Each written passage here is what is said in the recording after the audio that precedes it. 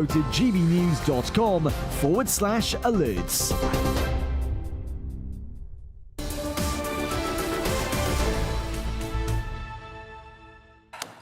Good morning. Britain's Newsroom with Andrew and Bev.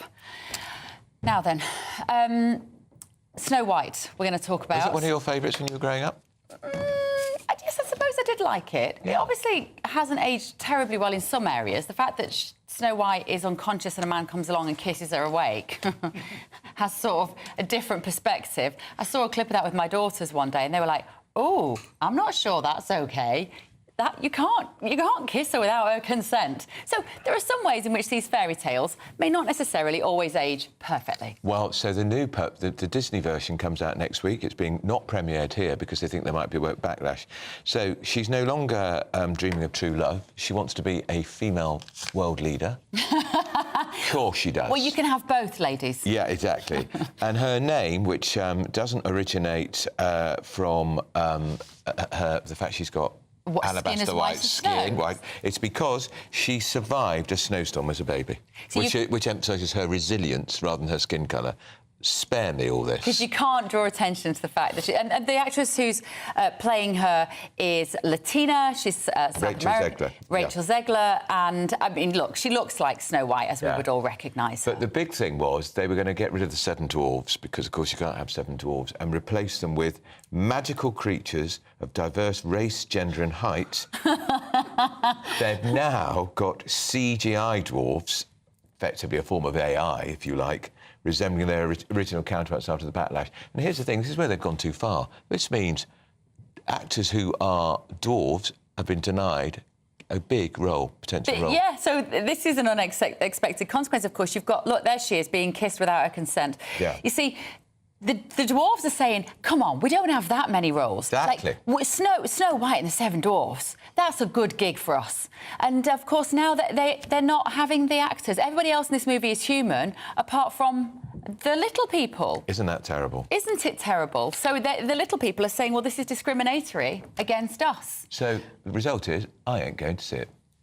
You probably would, really? I might have. If it's a big blockbuster, Disney do things well, don't they? Yes. You might have gone just to have a look to see how it's aged, but I know how it's aged. It's aged very badly. But in some ways, I want to watch it more now because of this. Morbid curiosity, that's Morbid called. Curiosity, and I will just sit there laughing out loud at how crazy it is. You should take your kids to it and then get them to watch the original. Oh, and yeah, see which they prefer. Yeah, but they get sick of me banging politics down their throats as it is, so they wouldn't enjoy that. They'd be just saying, shut up, let us watch it. Right, moving on. Terror Watchdog has published its investigation into Southport murders. It recommends the government creates a new offence for preparing for mass killings, but stops short of proposing a change to the terror definition. So the Home Office says in response it will fix the legislation to close the gaps identified. Let's talk to GBNews Home and Security Editor Mark White, who can explain this. Mark, we know that the monster who killed those lovely little girls had been looking at an Al-Qaeda manual that he'd got rice in his home, but not that any of that information was released to the public for weeks, if not months. And we know that he was charged not with anything terror-related. Well, he was at the end of the day. He was charged with terrorism offences and he has been treated, the Home Secretary says, as a terrorist convictee. He's in Belmarsh in the terrorist segregation unit there. He was charged with possessing documents relating to the terror group Al-Qaeda, a charge under the Terror Act. Murder wasn't regarded as an act of terror. No, but the fact is that, you know, people thought at the time, this looks like terrorism, it smells like terrorism. They were told by the Prime Minister and others in authority, nothing that we've found points to terrorism, only to be told just prior to the trial that, well, actually there was a terrorism-related charge that he has now been charged with, as well as a charge of planning a biological attack with a biological weapon, ricin, that he was manufacturing in his bedroom. Now, the Prime Minister told us at a news conference and then also to the House of Commons just recently that he knew about this right from day one, but the reason they didn't tell the public was because they didn't want to disrupt the smooth course of justice. They didn't want to commit a contempt of court or prejudice a trial. But anybody who studies and who is, intimately involved in the day-to-day criminal process will tell you that's a nonsense, because that's like saying we couldn't tell you that Axel Rudikabana had been charged with 3 counts of murder because that might prejudice his trial. These were charges that he was to face: the possession of ricin, the possession of a terrorist document that he did eventually face. And they actually told us a couple of months before the trial that he was facing these new charges. If they could tell us a couple of months before the trial, when arguably the risk of prejudice is much closer because the trial's about to start, if they could tell us then, why couldn't they have told us at the time? And that's what's not been answered by the independent terrorism reviewer of terrorism legislation. We didn't really expect him to, because he's looking at the laws around terrorism and what changes we should make to that. So what has he now recommended? He has recommended that there should be a new offence of preparing acts of mass murder. At the moment, if you are preparing acts of terrorism, you can be charged with that and you can be sentenced up to life in prison. If you're planning mass murder, that's not a specific criminal offence unless there's others involved in a conspiracy and it's, very soon to happen. Basically, you're in the final stages of that. So this allows the authorities to intervene a lot more quickly and to bring charges that they otherwise wouldn't. It's to be welcomed. It is. If they'd got into his house before he carried out this offence and they'd found the ricin and the terror manual, there'd have been no offence potentially they could have charged him with? Well, they would have. I mean, this is... We keep getting told that this is, it's going to close a loophole, that the police couldn't have intervened any earlier. Of course they could. If they had found that he was preparing biological weapons in his bedroom... Why do we need this new charge? Well, because... Obviously, theoretically, going forward, there may be others who are planning mass murder that the police get insight about and then raid the house and find evidence. But they might not find a terror manual. They might not find that he was preparing ricin. But the fact is, had the police searched this guy's house, they would have found that anyway. They would have been able to bring charges. There's no doubt about that. But I still think, the fundamental issue that concerns our viewers and the wider public is why weren't they told at the time about the fact that this guy clearly had Al-Qaeda related terror documents, was manufacturing a biological toxin. And of course, when we weren't told about that, disinformation spread all over the internet, anger grew, and then we got those riots as a result. And we had people arrested for writing things on social media in an unprecedented way. That later turned out not to be too far from the fact. Correct. And they were sent to prison for it. And some of them still in prison. The Prime Minister's got away scot-free with this whole incident. Well, I have to say that in watching the news conference where he clearly fessed up to the fact that he withheld information from the public and then later admitted that in the Commons, there's been very little in the way of critical coverage of a decision that he said was really about trying not to prejudice a trial when there was no chance that putting facts before the public would have actually prejudiced a trial. He interfered because he's a lawyer and he couldn't keep his lawyer's nose out of it. Right, thank you, Mark. Fascinating. Right, up next, the Prime Minister wants to tackle our flabby state, he said. Is he just trying to be Donald Trump light? And there's a little something that I want to show Andrew that he hasn't seen yet. Oh. And you haven't seen it either, so I will tell you in just a minute. But first, if you want some winter sun, here's a forecast from your top holiday destinations. I hope it doesn't rain. Don't worry about it. It'll spoil our holiday. Relax, we're totally covered. All Clear Travel Insurance sponsors GBNews Travel Destinations forecast. We've got some warm weather on the way over the next few days across the eastern Mediterranean, but further west, very unsettled still, with some heavy rain and thunderstorms. The showers most prominent across parts of southern Spain through the course of Friday, an improving story across parts of Portugal, but colder than average temperatures across Iberia. Some heavy rain and some snow across northern parts of Italy and the Balkans, but down across Greece, some fairly warm and sunny weather for the time of year with temperatures above average. All Clear Travel Insurance sponsors GBNews Travel Destinations forecast.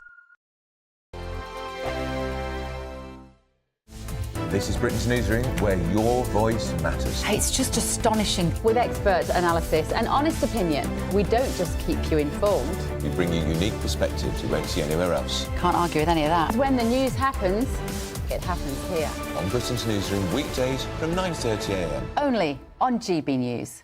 This is GB News, Britain's news channel. Our hope is that this will have impact to be able to drive connections for those who have been suffering from hearing loss and allow them to experience those special moments. OK, so how does the hearing aid feature actually work? It's really simple, and that is what's so beautiful about the feature.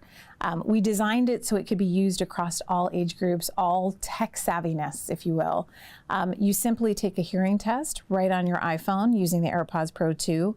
It creates a personalized hearing profile, which then automatically pre-programs the AirPods Pro 2 to work as a hearing assistive device. And so just with a touch of a button, you'll now be able to augment the frequencies where you may need some assistance.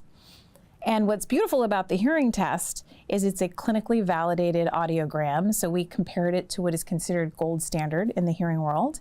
And the hearing aid the hearing aid feature basically simply turns on and allows you to use it not just when you're talking with one another, like with another individual, but whether you're using it across phone calls, your media, your entertainment. So it's a really simple experience. And have you noticed, because this has been rolled out around the world before it's come here to Britain, but have you seen a spike in people realising that they actually have hearing loss as a result of taking the test with this feature? I can anecdotally share with you that even just in my circle and talking to people sometimes have picked up things that they didn't expect and noticed that they had some hearing issues. What's probably been so impactful is the letters we get from customers. One of the ones that we just got last week was a grandmother who was able to hear her soft-spoken grandchild for the first time by using this. And I think that is what's so special about it. We've already heard from customers around the world who have been able to use it over the past few months, how it's made an impact in their life. GB News, the People's Channel. If you want your news to be straight talking, this is a nightmare for the Conservatives again. Down to earth. It's not just Nottingham where this is happening, is it? And most importantly, honest. Hard-working, middle-class taxpayers, they'll get their book thrown at them. Then catch me, Martin Daubney, Monday to Friday, 3 till 6 p.m. on GB News, Britain's news channel. Join me, Nana Akwe, for an informative, interactive news programme with a difference. It's fun. No, he didn't say that, Dave. I'm so surprised. I think there's an element of truth to that. Join me from 3 p.m. every weekend, only on GB News, Britain's news channel.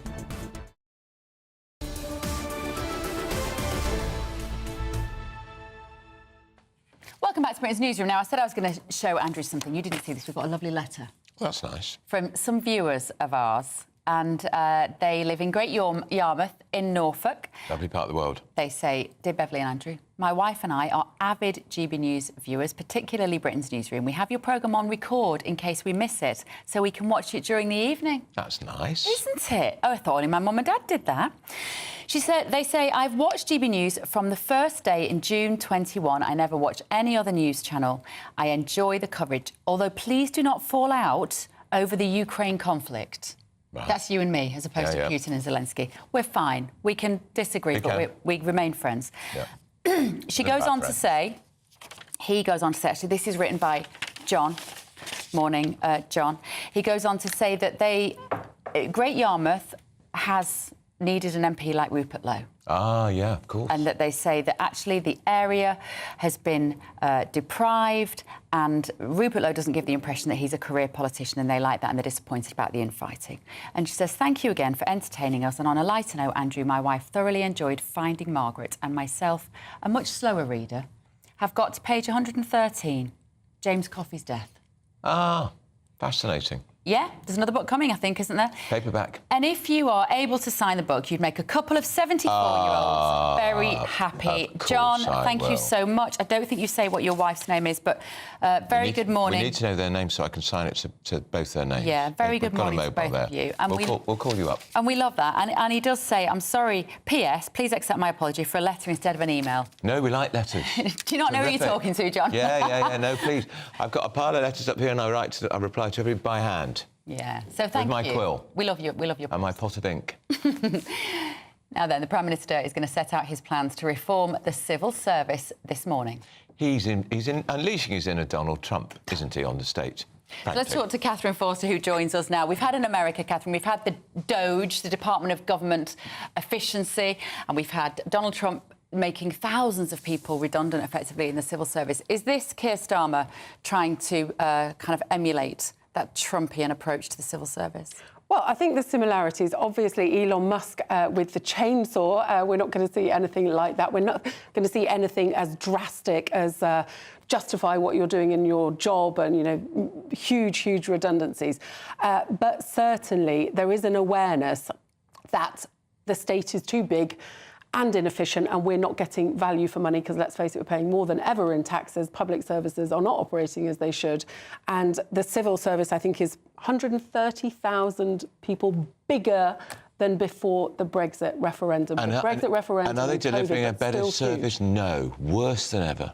And I think it's interesting that this is the sort of language that we're hearing, and again on welfare the other day, from a Labour government that really echoes what we heard from the Conservatives that were complaining about the civil service, about the size of the state, about the size of the welfare bill. This is a Labour government saying this. So the Prime Minister is going to be making a speech today, and he's going to be talking about how, you know, world affairs, the threats that we're facing, the more money that we're going to have to spend on defence, is making reforms here more urgent than ever, because we don't have much money, let's face it, we need to spend it wisely. So he said in a piece he's written in The Telegraph, I'm not interested in ideological arguments about whether the state should be bigger or smaller.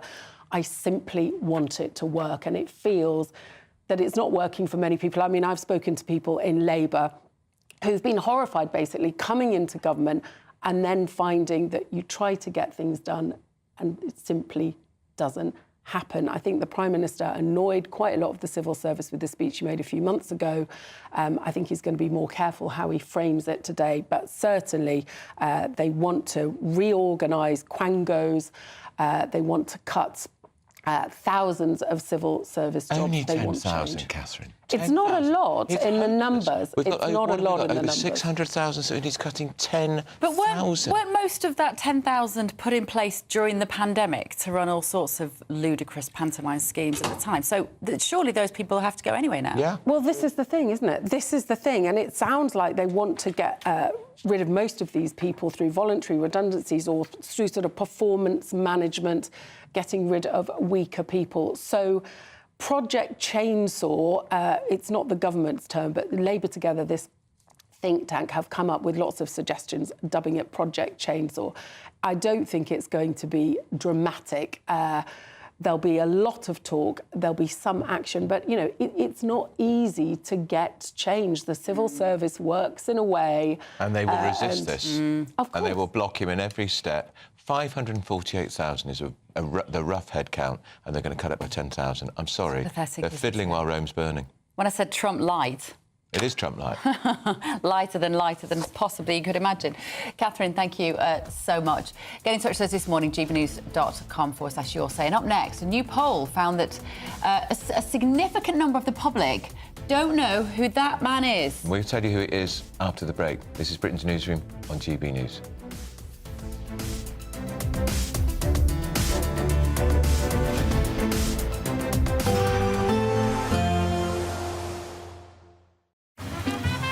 Despite the morning rain, it'll be a nice, warm, cosy day ahead.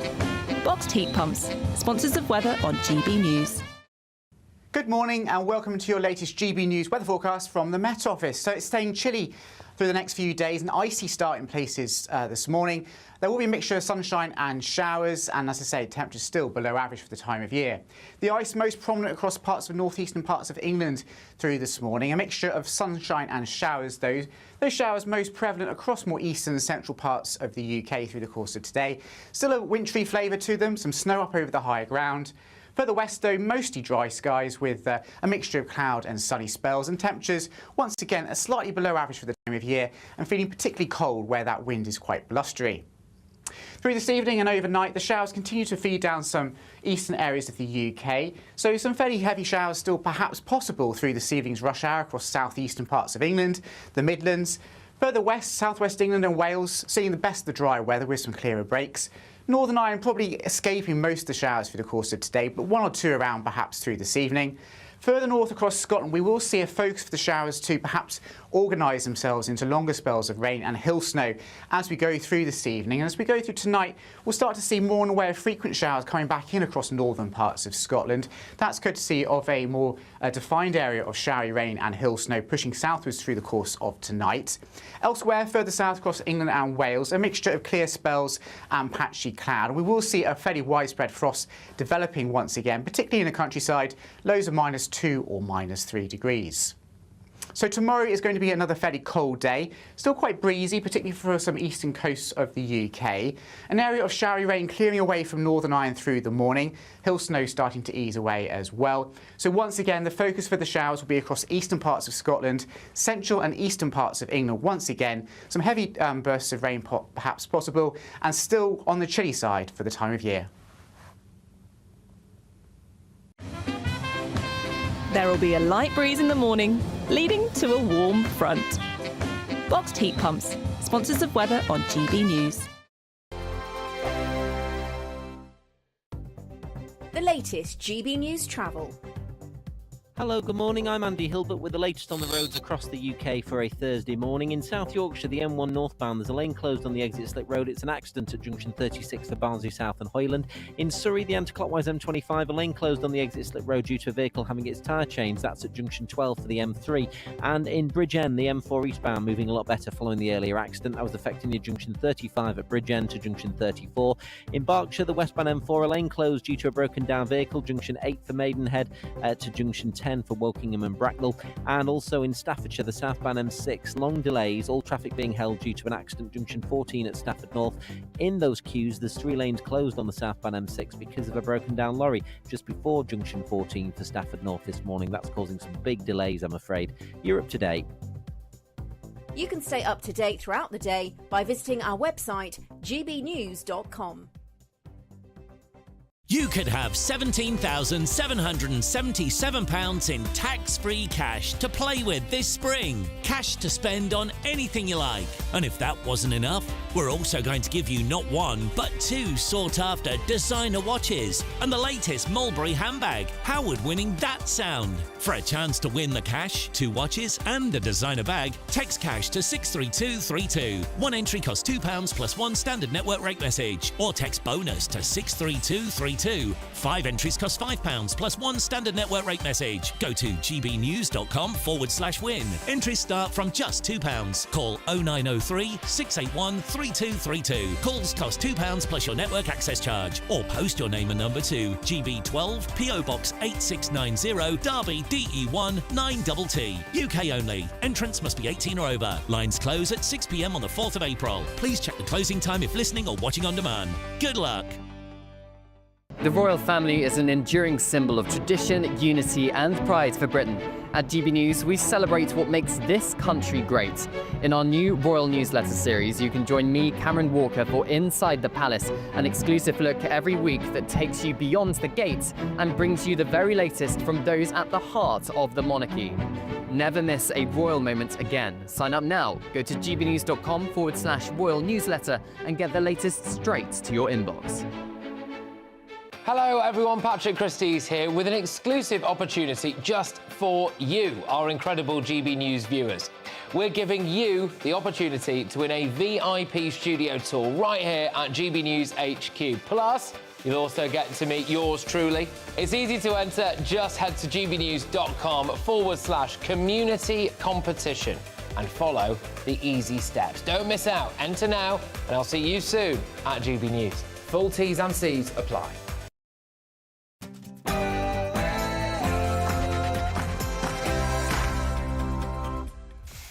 Good morning, it's 10 o'clock on Thursday, the 13th of March. Live across the UK, this is Britain's Newsroom with Andrew Pearce and Bev Turner. So the service overhaul. Sir Keir Starmer says he's taking a leaf out of Donald Trump's books, well, actually, we're saying that, as he sets out his plans to reform the over-bloated public sector. And is this terror cop-out? There's going to be no change to the definition of terrorism after the Southport murders, but a new offence to cover lone individuals planning non-terrorist mass killings is recommended. Disgraced councillor Sam Gould. He was a senior aide to the Health Secretary, Wes Streeting. He's pleaded guilty to 2 counts of indecent exposure, one of which was to a 13-year-old girl, but he's clinging on as a Labour councillor. We're saying that has to stop. And no joke, it's no woke. Disney has scaled back the Hollywood premiere of its Snow White remake this week, and we'll tell you about some of the outrageous plot changes. Chunking and in love. New research shows married men pile on the pounds after settling down. So we're asking, have you put on comfort weight since tying the knot?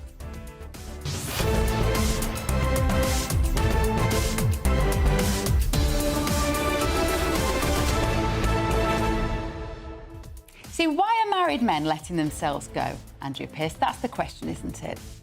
And why are the women letting them let themselves go? Of course, 35, 40 years ago, people would say, oh, it's because the wife's cooking him so many lovely, fattening dinners. You can't say that now. That can't be the reason. Is it because they're just, I don't know, but you do see it. Yeah, but I wouldn't let any partner of mine let themselves go. I'd be like, come on, yeah. I'm worth it, pull yourselves together. There was a debate about this on Breakfast this morning, which was very interesting, and one of the women was saying, actually, that she wants her partner to be a little bit chubby so that other women don't look at him. Come on, ladies. Oh, that's gross. That can't be right, can it? Let us know, gbnews.com/your say, to let us know your thoughts this morning. First, though, here's Tatiana with your news.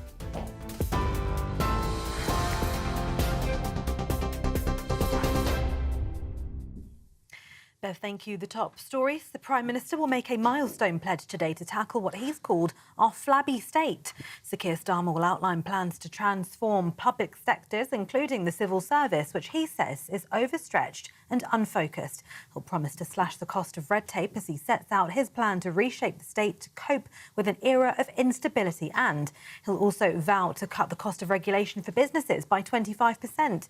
Shadow Treasury Minister Gareth Davies spoke to GB News. I think it's good that they're looking to reduce the size of the state. Of course it is. And when in government we look to increase productivity, investing in technology to do so. However, I should point out that Labour are starting from a higher base than when they came into office. They're increasing spending by £70 billion extra per year. And it is forecast, the state is forecast to increase to 44% of GDP by the end of the decade. So they're actually increasing the size of the state, not decreasing it. But look, the sentiment is right and we wish them well. Science and Technology Secretary Peter Kyle told GB News the government needs to be fit for the digital age. Well, we need to transition government into the digital age. The way that people interact with banking, commerce and travel services via smartphones and other ways simply isn't the case with government and public services. So we want to make sure we get government fit for the digital age, and that is underway now. We've discovered that almost half of all transactions undertaken by government are analogue. This is no way to do government. It is no way to do government into the 2020s going forward, and we are going to fix that by delivering a more efficient and effective civil service and systems in government, and a much better service to people up and down our country. The terror watchdog has published its investigation into the Southport murders by Axel Rudicabaner. It recommends the government creates new offences for the preparation of mass killings, but stops short of proposing a change to the terror definition. While current terrorism law requires a specific ideology, the Prime Minister said he would change it, if needed, to include perpetrators who commit violence for the sake of violence. However, Jonathan Hall KC said the legal definition is already wide, and expanding the threshold would increase the possibility of inaccurate use and, in theory, abuse. Mr. Hall has also said today police could not arrest the Southport killer before he carried out his attack because of a gap in the law. Donald Trump has threatened the Russian president to accept a 30-day ceasefire with Ukraine this week or prepare for economic ruin. That's as the Kremlin refuses to consider any potential deal before speaking to the US envoy directly in Moscow. In a financial sense, yeah, we could do things very bad for Russia. It would be devastating for Russia, but I don't want to do that because I want to see peace. This all comes as a classified document obtained by the Washington Post allegedly exposes Putin's plans to divide the Western alliance in order to weaken the US president's negotiating position. Mr. Trump confirmed White House officials travelled to Russia overnight with hopes Russia will agree to a ceasefire deal. Meanwhile, President Putin was spotted making the rounds on the front line of the Kursk region for the first time since Ukrainian troops captured part of it last year. Well, the US president's latest comments to Russia on a ceasefire deal come as the Defence Secretary John Healey met with his counterparts from France, Germany, Poland and Italy in Paris last night for more talks on Ukraine. And I say to President Putin, over to you now. You said you want to talk, prove it. Accept the ceasefire, start negotiations and end the war. And make no mistake, the pressure is now on Putin. And the first daily pill for treating endometriosis symptoms has been approved for use on the NHS in England, but only for patients who have tried all other options. Endometriosis affects 1.5 million women in the UK, causing pain and extreme tiredness as a result of tissue similar to the womb lining growing elsewhere in the body. The new tablet, known as Relugolix combination therapy, has been approved by drug assessment body, the National Institute for Health and Care Excellence, and unlike current injectable treatments, it can be taken at home. The drug could help about 1,000 women a year who suffer from the condition. And those are the latest GB News headlines for now. More news from me in half an hour.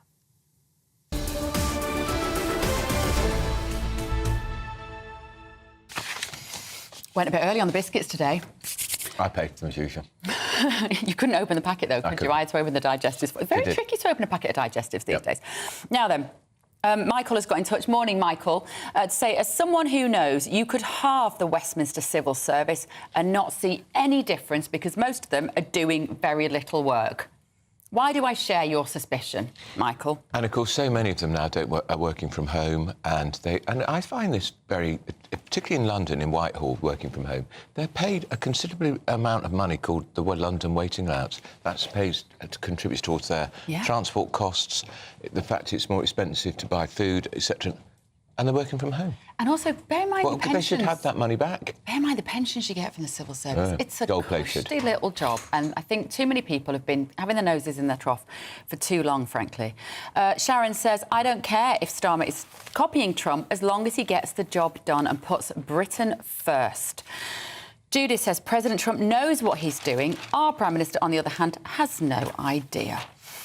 And Kim says, morning, Kim, Trump is doing what he gets paid to do by his people. He's putting their interests first. Our so-called leaders should take notice and learn the lesson. Labour's demise is imminent. And Paul says, we now not only have to put up with Bev's awful hair and preening, but now her glasses are hanging off the end of her nose. My hair's a bit big today, but let me tell you why, and I'm sorry if it's upsetting you, Paul. I'm doing Patrick Christie's show tonight. So I've done a big blow dry so it'll last till 9 o'clock. You know what that's like, Andrew, don't you? Obviously. There are some days you've just got to make sure your hair will last you a good 12 hours. And Nick says there are reports about new laws following the murders of 3 girls at their dance classes. And everyone's carrying this image of that ugly, freakoid murderer. I wish that news editors would agree not to put his vile image to any further relating news item. If they have to use it, please pixel it out. That's Axel Rudick-Cabana. People really object to that image. It is a terrifying... But if you remember, the image that the media were using first was the only image they were given, which was of him looking like a sweet, innocent schoolboy. Yeah. That was the point. Yeah, and maybe, people would have... Because that is a terrifying image. Yeah.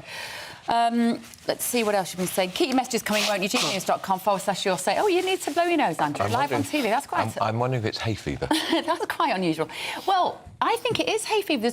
I've had emails from the kids' school saying all the children have got hay fever symptoms. Yeah, I mean, you don't normally get hay fever in March, but, but there is blossom around. Oh, what's in the sky, Andrew? What they're spraying on us, who knows?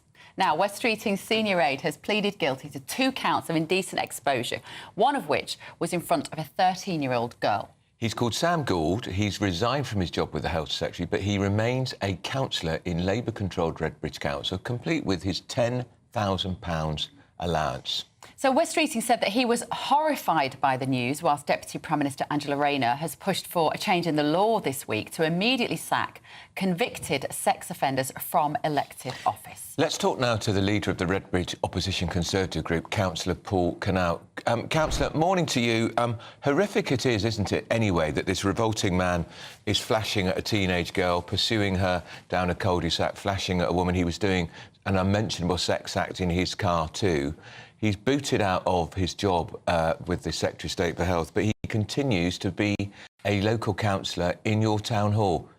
Have you no power to get rid of him? It's simply outrageous, and the law doesn't allow us to sack him at this stage. He's been sentenced on April the 7th, and at that point he'll be put on the sex offenders register, and that means immediate disqualification. But he should, in all conscience, resign straight away. Once he was charged, and he should have walked away. There's also more serious aspects of this, which is that he's not just a caseworker for Wes Streeting. He was Wes Streeting's constituency office manager. So he's been talking to vulnerable women over many, many months. Are there more concerns we should actually have? I think we should mount an investigation into who he's spoken to and what he's actually done. And visiting schools as well, Paul, was part of his remit with Wes Streeting. Do you know Paul Canal? Have you sat opposite him in council meetings? Yes, he's been in the chamber. He sits on the back seat. He doesn't have a ranking position in the Labour group, but he's very much at the heart of the East London Labour Party. He's a former Labour parliamentary candidate at the heart of Wes Streeting's party machine in Redbridge. He is very much one of them, and it's really disappointing. And I will directly say to the people who suffered, the victims of this behaviour, I'm so sorry for what's happened. That young schoolgirl will be traumatised. It's simply wrong. As a father and grandfather, I'm completely horrified at what's happened. Yeah, we read in the court transcripts, Paul, that she's terrified to go out because he didn't just flash and expose himself, but he pursued her. Absolutely right. He followed her down to her front door, and only a passing motorist intervened to protect her. And well done to that particular person. But what he's done is hideous. And he's facing, I suspect, a custodial sentence because there are two separate incidents. But that won't change how that young girl feels. And we should have the power, if you're convicted or you plead guilty, we should have the power to sack you now. My ratepayers should not be paying money to him at this stage. It's simply wrong. I was just going to say that obviously Labour have suspended him. I think it's important that we point that out. But so you would very much be in support then of Angela Rayner's plans to introduce a new law so that he could be immediately sacked from elected office? In any company in Britain, if one of their employees did that, they'd be out the door immediately. Yeah. We should have that power in local councils. We should have that power in Parliament as well. Wes Streeting obviously has washed his hands of this, Paul. How much do you see a lot of him now he's Secretary of State for Health, or is he too busy for lowly matters like being in... Well, ironically, during the election campaign last year, he was around the country raising his profile, thinking he was safe in Milford North, and got the shock of his life when he came back to the constituency, because his agent said, I'm not sure you've won. And he nearly lost to an independent. Pro-Gaza member. So he's not here a great deal. He's clearly plotting to replace Keir Starmer at some point in the future. We don't think Keir will last a full 4 or 5 years. So we see very little of Wes, I'm afraid, in the constituency. I like talking to local councillors, Paul, because I think you are the men and women who kind of build up our communities from the grassroots level up, actually. All of the reform storm that we've seen in the last week, what have you been hearing in Redbridge about that? And how do you think it will affect reform in the upcoming local elections? I think it's very damaging to reform. I think the row between Rupert Lowe and Nigel Farage, out of the open as it is very concerning. Nigel Farage promised that he'd return reform to its membership. He hasn't done that. He's created a new structure where he still controls it. It's very much a party in his image. And credit to him, he's the most influential politician of the last 30 years. What he's achieved is quite remarkable, and I respect him for that. In terms of how he runs things, it is the Nigel Farage party. You either fit in or you leave. Fascinating. All right, well, it was good to talk to you. That's Conservative Group Leader, Councillor Paul Canal. Paul, thank you very much. Well, I mean, so when he's sentenced and goes to prison, because I think he probably will get a prison sentence, he gives up, but that's weeks away. Yeah. And he can carry on earning his money. Yeah, we need to read this statement by Wes Streeting, the Health Secretary. He said, as soon as I was made aware of his arrest, he was suspended. And as soon as the guilty plea was entered, I took immediate steps to sack him through official HR processes. There are no excuses for this appalling behaviour. I'm calling for him again to resign as a Redbridge councillor immediately. So let's now, we've got another statement, of course we have. This is from Cam Rye, who is the leader of Redbridge Council. He will be the Labour leader of Redbridge Council. Said he was shocked and appalled by the inexcusable betrayal of his residents. He said as soon as Gould's arrest was communicated over the weekend, he was suspended by the party. Unfortunately, no process for his suspension from the council. My heart goes out to the victims who had to endure his despicable behaviour. Now, we want to make your spring spectacular in our latest Great British giveaway with your chance to win £17,777 in tax-free cash. But that's not all.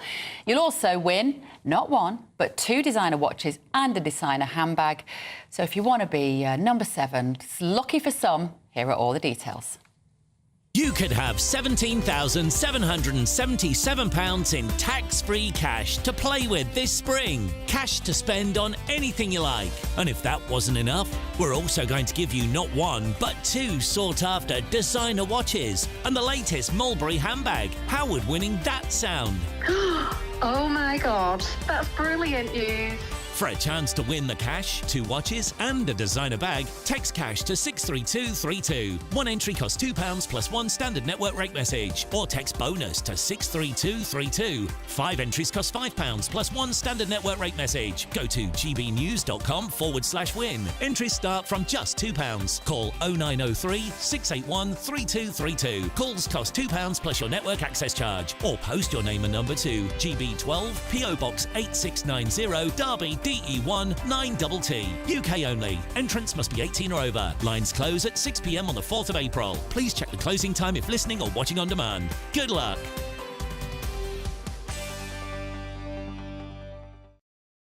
Good luck. Make sure you enter now. GB News' entertainment editor, Alex Davis, has joined us to talk about Snow White. Alex, you wouldn't normally think talking about Snow White would be that interesting to a group of adults. But actually, this remake of the original movie is getting in all sorts of hot water for its controversial, what people are calling their woke changes. Yeah, there's been quite a few, to be honest. You mentioned earlier about Rachel Zegler being cast as Latina when, you know, notoriously it's Snow White, but they've changed the reasoning as to why she's called Snow White. One of the biggest... She endured a snowstorm, so this shows she's a resilient female. Yes, they released a clip of that, and obviously that's gone viral everywhere. Like, don't mention the white skin. Yeah, exactly. Don't mention it. And one of the other biggest talking points as well is obviously the casting or non-casting of the dwarf actors, which has caused quite a bit of uproar amongst it has. Yeah. Well, must be livid. The thing is, right, is that this debate has sort of been around ever since the project was announced, because Peter Dinklage, who from Game of Thrones, do you know him? One of the world's most famous dwarf actors. He came out and he basically... brilliant in Game of Thrones. He was fantastic. He won a number of Emmys, all sorts of awards. He came out and went completely the other way and said it's actually bad that they would even think about recreating this story that had, quote-unquote, dwarves living in caves. He called it backwards to even recreate the story. So he put pressure on Disney to not even go ahead with any sort of connotations of dwarfism in it at all. Right. And Disney came back and said that they were going to avoid reinforcing the stereotypes of the original and were speaking to the dwarf acting community. But then you've got the other part of the dwarf acting community who maybe aren't as... not privileged, because he's worked incredibly hard and he's very talented, but aren't as well off as Peter Dinklage, who say, well, actually, if you get rid of dwarf actors, use CGI as they are doing, you set a dangerous precedent for us and our career opportunities. Yeah. So that's just one sort of avenue of controversy. I mean, it's on the tin, it's called Snow White and the Seven Dwarfs. Well, famously, this one actually isn't. This one is solely called Snow White. Oh, so they've taken even out the title? Absolutely, yeah. So it's only being marketed, sold as Snow White. Yeah. But, and one of the dwarfism actors, actually, he said that is discrimination against us dwarfs. I don't think it was the same gentleman you were referring to there. But he said this is... you are literally wiping us out. You are erasing us from the Hollywood workplace. Well, it's like I said, it sets a very dangerous precedent. If you take a story which is the most famous story probably of all time that's ever included dwarf actors and has the opportunities for dwarf actors, and you replace them with CGI animation. You know, what sort of message is that sending to that community? They're pleasing with this in the end. They're upsetting the dwarves, they're upsetting all sorts of people. But this is what I'm saying, though, when you've got big prominent figures like Peter Dinklage who are coming out and sort of saying that even that's not enough.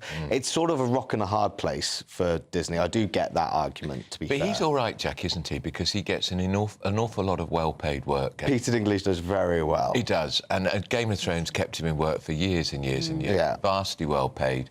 Very famous. People, him. If you're looking on TV... This is Peter Dinklage, yeah. He's a pretty well-known guy. Yeah, he's a brilliant actor. So, a brilliant actor, so... I'm all right, Jack, I'm afraid. Yeah. He might take a slightly different view about the remake of Snow White if he was a struggling actor. But you never know where this domino effect may end, you know. If they cancel dwarf actors in this, do stage productions, pantomime suddenly think maybe when we have to adapt. Yeah. We don't have to hire dwarf actors, and all of a sudden you have an entire community that is out of work. And, of course, I was looking at a few other examples of this. Ariel was the original Disney movie, cartoon, white redhead character. When they did the live version with actors, she was a mixed-race Afro-Caribbean girl. Now, I have a friend who has a white-skinned, red-haired daughter who was devastated because she would go around saying, I am Ariel with her red hair. She looked forward to the human version of the movie, and it was a mixed-race girl. And she thought, well, am I not OK as a red-haired, white-skinned girl? Should I be hidden away? And do you see what I mean? Yeah, I know. It's a really hard point, because then you flip the argument on its head, and then the other side, you'd have a young mixed-race girl who says, why can't I have a Disney princess? You know, well, this is the argument that keeps going Moana, through. ethnic in the cartoon version, same ethnicity in the human version. Tiana, I don't know how good your knowledge is, Alex, of Disney princesses. You're pressing me now. Tiana was the first, I think she was the first black Disney princess. Correct me if I've got that wrong. And then you've got Cinderella and Belle. They were the other cartoon versions, and they had the same white Caucasian demographic when they were made into the human versions of these cartoons. But it feels like the ethnic characters are never replayed as white. No. The white characters are, as clearly evidently, can be replayed as well, there was Mulan as well, which was recast as an Asian. Yes, yeah. Of course. Right, anyway, thank you, Alex. Interesting. I think we all learned something there, didn't we? We did. Now, we've got some breaking news. Some terror-related arrests have hit a 5-year high, with 248 last year alone. We'll have more on this throughout the day. 248 terror arrests. Yeah. Right. Now, it's St Patrick's Day, Thursday. It's not St Patrick's Day. Why do they call it this? I don't understand it. I got a bit St confused. Patrick's Day is March the 17th. I say as an honorary Irishman. Well, it's Cheltenham Festival. Jack Carson is there for St Patrick's Cheltenham. Here he is. Where's his shamrock? Well, it is St Patrick's Thursday. Today is all about us celebrating St Patrick's Day. It's one of the closest days, of course, here at Cheltenham Races to St Paddy's Day, and plenty of people wearing different shades of green. These queues all lining up, ready to get a piece of that racing action a little bit later on today.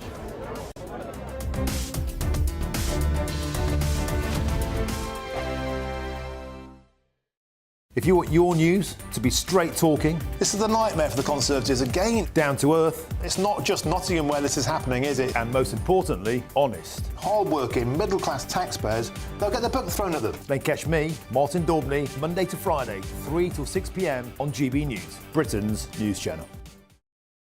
This is GB News, Britain's news channel. What's the inspiration? How does it feel? Well, I mean, this is a very personal story because I was in a relationship that had come to an end, and you know, when you're like, let's just have that meeting, that one last chat to put, you know, all our differences aside. And I was expecting to meet for a chat, and when I opened the front door, his key was on the mat. Like, he'd literally come and done a flit, got his stuff and left. Done a runner? Yeah, I didn't want to face me. So you never got that kind of closure? I never got the closure. I felt sick. I got, like, this gut punch. I ran to the fridge. I poured a big glass of wine and cried a lot. And that's kind of...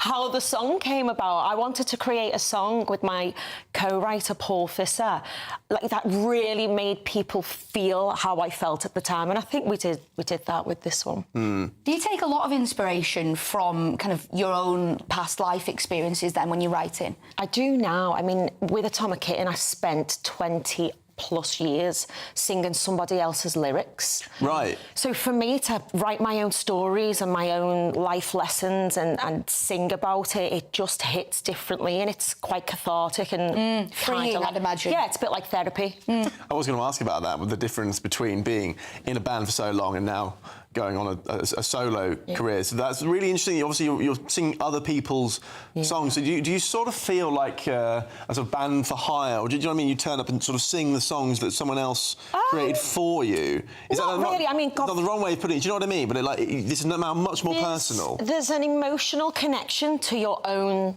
lyrics. If I wrote Whole Again, I would probably cry. GB News, the People's Channel.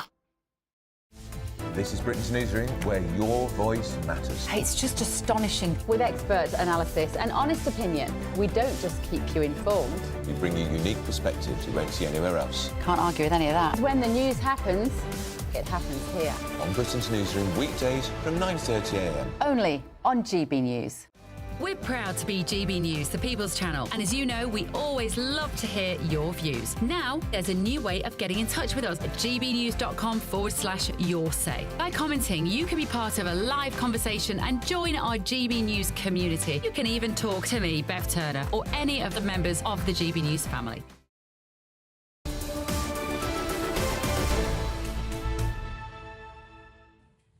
Welcome back. 10:26, Britain's Newsroom with Andrew and Bev.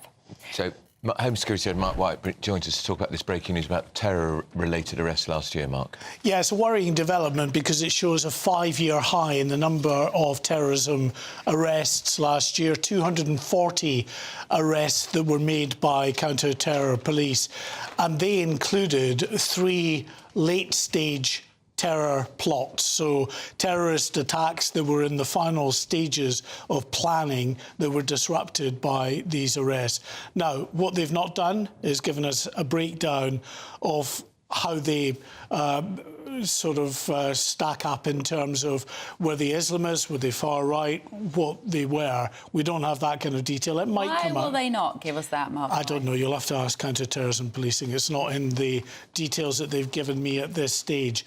But what they do say is that the uptick in the number of arrests, a lot of it is related to international unrest. So read into that what you like. The likes of the Palestinian conflict, the rise of ISIS and Al-Qaeda in the Middle East and elsewhere as well. We've been told by counter-terrorism police, by the head of MI5, that they are deeply concerned about the way in which ISIS and Al-Qaeda are regrouping, are planning and orchestrating and inspiring attacks across Europe and further afield.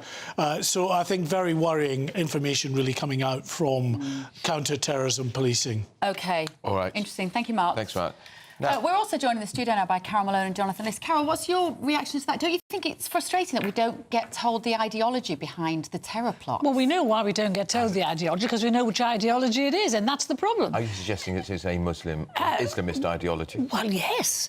And I don't know why, we know that to be the case, and it's like they're treating us like children, but it's also incredibly dangerous because they seem very reluctant to focus on Islamists and not Islam and not normal Muslims. Yeah. There are many tens of thousands, hundreds of thousands, peace-loving Muslims in this country. However, we know that a lot of the terror attacks are caused by radical Islamists. So, we ought to be told this. This is about our national security. Yeah. And if they're not telling us, that suggests they don't want to come down hard on people. It sort of feeds into the suspicion over why they wouldn't tell us what was going on when they're investigating Southport. Yes, the Prime Minister admitting that he knew that there was rice in there very early on, that he knew there was an Al-Qaeda manual had been downloaded, but we weren't to be trusted with that information. You saw in the papers today that there was a story saying that the security services, the terror watchdog, has knocked back proposals to class lone people who act on a lone basis the way Axel Rudiker did, they're not going to make that terrorism, which it is. You know, if you radicalise yourself online, which we know he did, if you have, you know, bomb-making literature in your apartment, you're a terrorist. And a lot of ricin. Yeah, and maybe if the terror organisations had been onto Rudiker before, well, they were onto, but they didn't do anything about it, those little girls might not have been murdered. I still think it's an extraordinary coincidence that Axel Rudiker chose a Taylor Swift event when in Austria the Taylor Swift concert was cancelled because of Islamist terror threats. Yes. And they obviously drew no comparison or no connection to that. It was obvious she's a woman, she's the embodiment of everything these mad Islamists hate, a successful woman, uses her sex as part of her appeal. Jonathan, shall we talk about... Do you have anything particular to say on that, or shall we move on to another story? Let's move on to another story. OK. Let's talk about Sir Keir Starmer, who's going to tackle the flabby state because the British state has become... I like the word overcautious. What does he mean by that, do you think? The state is overcautious? I'm not entirely sure, but I don't think I agree with what he's doing. And this is probably one of the rare cases where I will be sort of sceptical of a Labour government while sort of Carol is, you know, going in flags waving, because particularly on the disability cuts, I have no objection in principle to cutting things that are superfluous. So it's not ideological. If the state is spending money in inefficient ways, and there are programmes that are being duplicated elsewhere, for example, it just makes sense to try and sort of pool things and just streamline things. If, however, there is an ideological drive, and you know, of course, the government will protest that disability cuts are not ideological. But the speech today, Jonathan, is about cutting and making the civil service efficient and streamlined. Yes. It's grown to 548,000. It's grown 130,000 since the referendum. What do we need all those extra civil servants? We don't need them. Well, I mean, one of the reasons that we needed so many more civil servants after the referendum was to implement Brexit, which has now been implemented, a better or worse. So, you know, I'm not saying there aren't things that can be done. This is not... I think that we can try to have a sort of a practical conversation about it, but it's very difficult to have a practical conversation when we're not in the room and we don't exactly know sort of the architecture of the civil service. Ideologically, I see no reason to cut the civil service. I think that, you know, civil service is incredibly important. And the government would do better, should know better than to alienate the civil service, because they need the civil service to do everything they want to do. So if they go around saying the civil service are useless or they're sort of, you know, flabby or whatever, that's not necessarily the way to get things done. So don't tell the truth about the civil service. Well, exactly. They are kind of flabby because most of them work from home anyway. Yeah. They're not actually in the office doing their job and refuse to do so. I'd have them sacked for that and that alone. But, you know, Starmer this week, I don't know whether someone's been putting some Trump potion into his porridge. I hope not.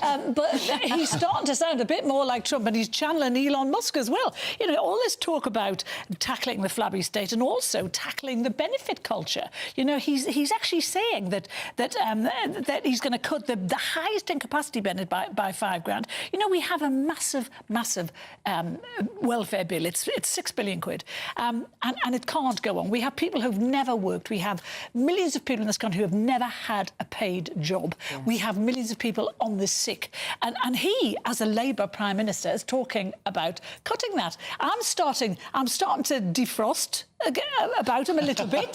I mean, you know, it could be all talk, as it always is with Starmer. This is going to horrify Labour MPs watching the programme. I know. Carol Malone is saying something nice. But that's a good sign, though. It's not nice. Important. It's At the moment, it's all talk. But, you know, this is the point. So if it doesn't translate into action, well, I'm going to be back there again. But this is what the Tories should have been doing. This is Tory territory. This is not what the Tories should have been doing. Look, I support, as I keep saying, I want a Labour government. I support Starmer to improve the lot of people around the country, but I don't see that improving public services or whatever it is, or increasing defence or whatever, should be done on the backs of the poorest people, either globally or disabled people who can't, for whatever reason, go back to work. Jonathan, a Labour government should not be cutting benefits. You can't be suggesting that every single person on benefits is truly sick. I'm not.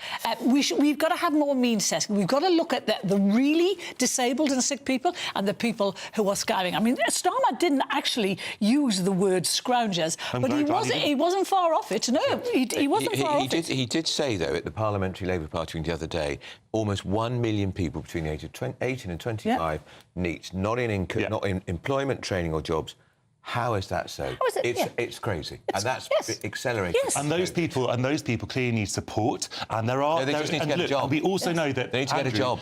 People aged 18 to 24 also went through an incredibly traumatic thing. Here we go, COVID. And that's going to happen. Carol, we can disagree on COVID. We can Carol, come on. People who are older had far fewer developmental impacts than people who were children during COVID. Died, Jonathan, of course, and but left families devastated. Whatever we think about the lockdowns, we can agree that it had a very, very serious effect on children who weren't able to sort of go to school and might have all kinds of health 3 years ago. effects. I've even forgotten. Yeah, of course, but these things, this will last a generation. Oh, the impacts are demonstrable and evident. But let's move on to reform, shall we? Because we've trailed this with the audience. We said, who is this man? Of course, it is Rupert Lowe. And JL Partners did a poll of 2,000 people, Carol, and 86% of the public and even 71% of Reform voters didn't know who he was. I know, because he's big on Twitter. I see him on Twitter. Very popular on Twitter. He's very popular on Twitter. But Nigel Farage is Reform. It's a busted flush without him, and that is a fact. And whether you love him or whether you loathe him, he is one of the most influential and consequential politicians of the 21st century. And all this nonsense now. Rupert Lowe wants to be leader, and the bottom line is Farage. And I've campaigned with Farage. I'm not with him, but I've been reporting his campaign trail, and I've seen what he does with all classes of people, from all ages of people. He's like he draws them in like the Pied Piper.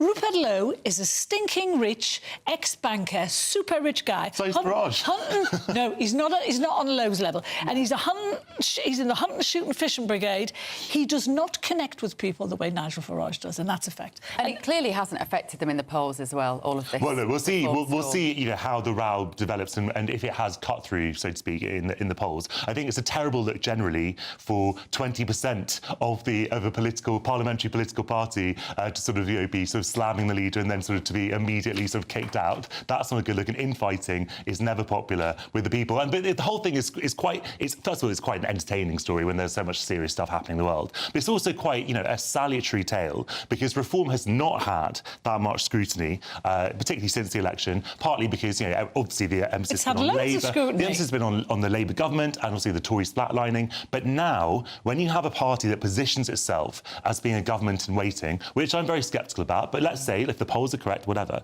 then that does attract scrutiny. And because you are starting from such a low base of 5 MPs, those MPs have far disproportionate power. Why do you think they've suspended Lowe? Because Farage wants to make Reform a serious party, and he knows that some of the stuff that Rupert Lowe puts out, like deporting, mass deportation of all migrants, that is not a serious solution. And Farage has said, he's made very clear statements.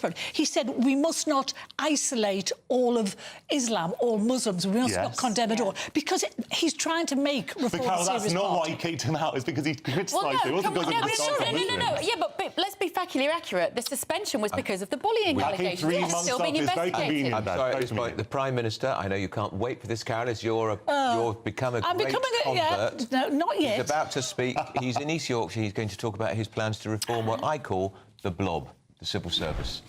These products give consumers the power to support their own health, reducing the burden on healthcare systems around the world. In fact, according to an Oxford economics analysis, Reckitt supported savings of over £307 million for the NHS in 2023. Pretty impressive. I thought you might like that. So I'm sure it's a great place for us to start our conversation here today. But I also have to say this site is actually where it all began for Reckitt & Sons. So it was back in 1840. We had an opportunity to go to the Heritage Center and spend a few moments. But just think of the legacy, the heritage, all that we've created here, but we're not done. Of course, we look to our past in terms of the greatness and the things that we've been able to accomplish, but it's all about also moving into the future. So very excited to have you be part of that today. So as well as being a major R&D center for Reckitt, we also are a manufacturing facility here located in Holme.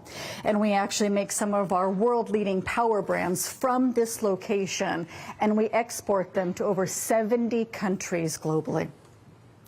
We are also committed to playing. So we're going to go back to the Prime Minister when he starts speaking, because there's a woman who runs a chief executive of a company, an AI company in Yorkshire. So when the Prime Minister starts to speak, we will go back to him. Carol, we're still on Farage? Let's carry on talking about Farage. OK. Jonathan makes a point, though. Voters do not like parties that knock the spots off each other in public. No, they don't. And that's why I think Farage has suspended him to stop this, because Lowe wants to be leader. But it hasn't achieved that. Not yet, it hasn't. But Lowe is making it carry on. This is interesting. That he's put out a letter on Twitter today where he's now castigating the leader again, and he's saying, you know, I know what's happening behind the scenes. We're going back to Yorkshire because the Prime Minister's about to speak.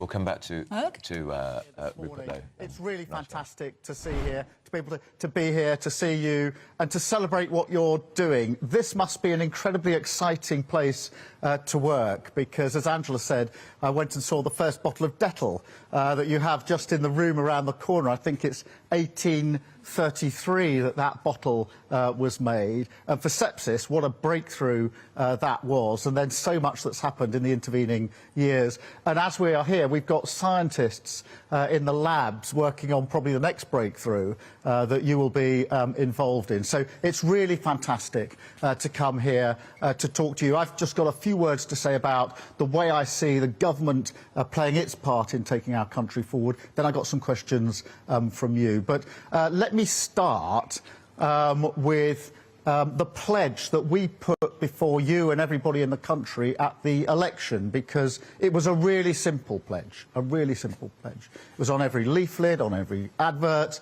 on every speech that we all gave. And that word, that pledge, was change. Change. And that wasn't just about an offer to the British people. It was actually a statement about the world that we now live in.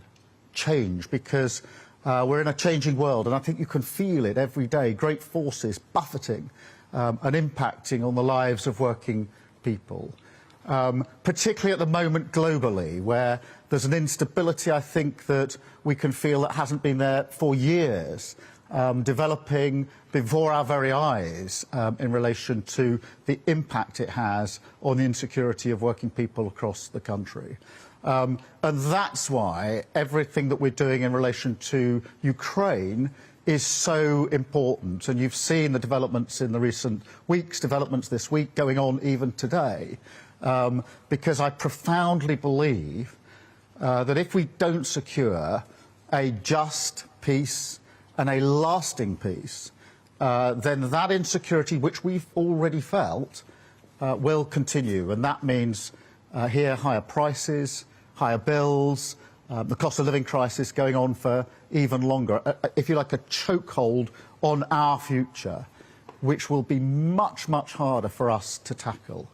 And look, we know some basics. Putin's appetite for conflict and for chaos is already there, and it will only grow. And Russia is already menacing our skies, our waters, our streets, and our national security. And that's why I believe the fundamental task of politics right now is to take the tough decisions on security. And that's why we raised our defence spending, which we also need to use as an opportunity to renew our communities. Because if you like, more now than ever, national security is economic security. And strength abroad, and we definitely need that more than ever at the moment, but that demands security back at home.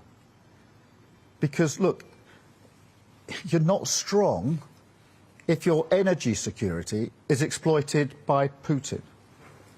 You're not strong if 1 in 8 young people are not in education or work. And you're not strong if you lose control of your public finances and you can't build your industries. So that is the test of our times. The goal of my plan for change. National security for national renewal. Now, look, we are making a start. We're already delivering on this, securing the future through our plan for change, on the priorities that matter to you and to working people across the country. So wages are now going up faster than prices. That's hugely important. We're clearing the asylum backlog at a record rate. And NHS waiting lists are coming down. Now, when we started preparing for today, I was going to say waiting lists have been coming down for 4 months. I can tell you today, the stats have just come out, they've been coming down now for 5 months in a row. And that's in winter. It's really hard to get waiting lists down in winter because, as you know, the pressure on the NHS is much greater in the winter. So that's 5 months of waiting lists coming down. So that's the beginning of the delivery that we need. But given what's happening globally, given the insecurity in our country, now is the time, in my belief, for greater urgency and to go further and faster on what we need to do on security and renewal. So every pound that we spend, every regulation, every decision must deliver for working people. And I don't just mean efficiency, although doing what you're doing, you'll know how important efficiency is. I mean something else, which is allowing the state, the government, to operate at what I call maximum power. So reforming it so it's closer to its communities, tearing down the walls of Westminster, inviting the British people in as partners in the business of change. To some extent, you're already doing that in the work you're doing with the NHS, as partners of the change that we need to do. Having national missions that galvanise the entire country behind them.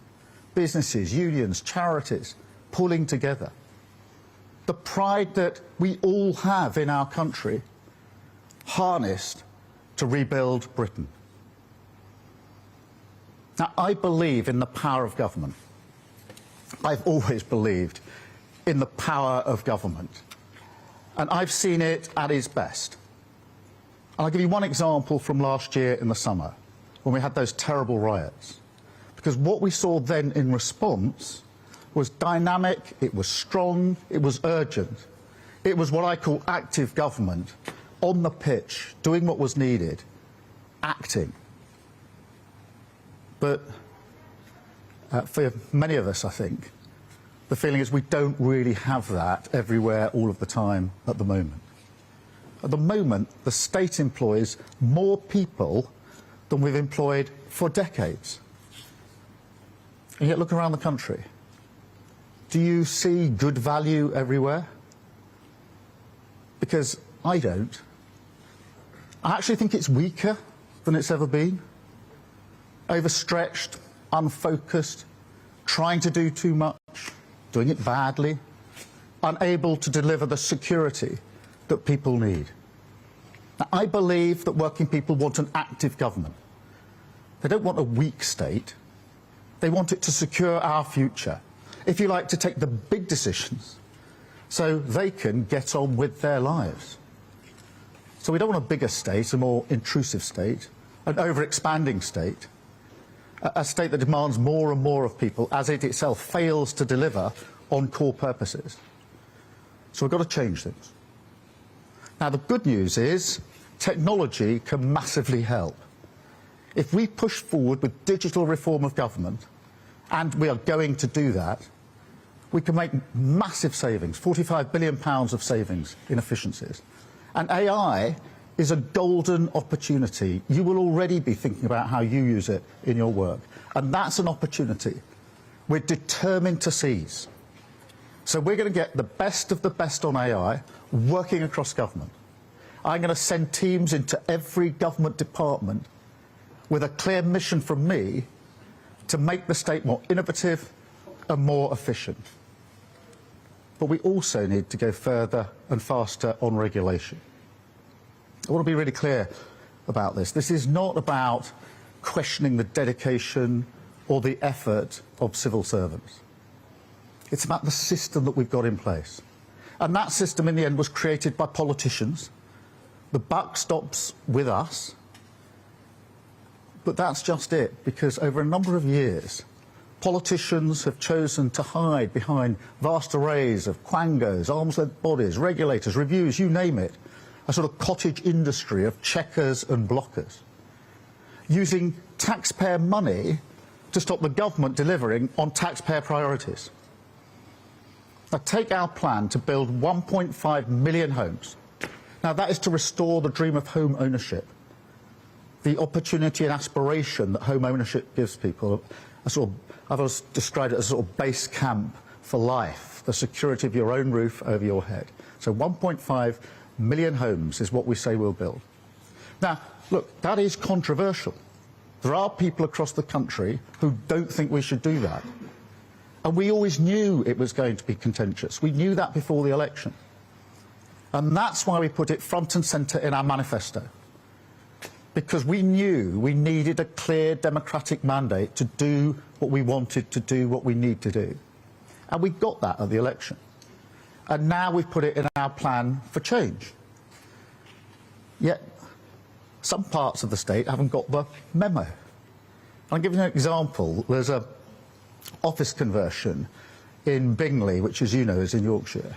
That is an office conversion that will create 139 homes. But now the future of that is uncertain because the regulator was not properly consulted on the power of cricket balls. That's 139 homes. Now just think of the people, the families, the individuals who want those homes, to buy those homes, to make their life, and now they're held up. Why? You'll decide whether this is a good reason. Because, and I'm going to quote, this is the reason, because the ball strike assessment doesn't appear to have been undertaken by a specialist qualified consultant. So that's what's holding up these 139 homes. And if you put that in its context, people across Britain are frustrated. They don't think politics works for them. That it doesn't deliver on its promises. And how can you justify that in such circumstances? That parts of the state see their job as blocking the government from doing the very things that it was elected to do. You can't justify it. And it's a pattern. I'll give you another example. Environmental regulators stopping clean energy investment. Just think about that for a moment. Clean energy, really good for the environment. Struggling to get done because of environmental regulators. It doesn't make sense. Jumping spiders, stopping an entire new town. I've not made that example up. That's where we've got to. Infrastructure projects requiring planning documents that are literally longer than the entire works of Shakespeare. We've created a watchdog state, completely out of whack with the priorities of the British people. And it's unfit for the volatile and insecure world that we live in.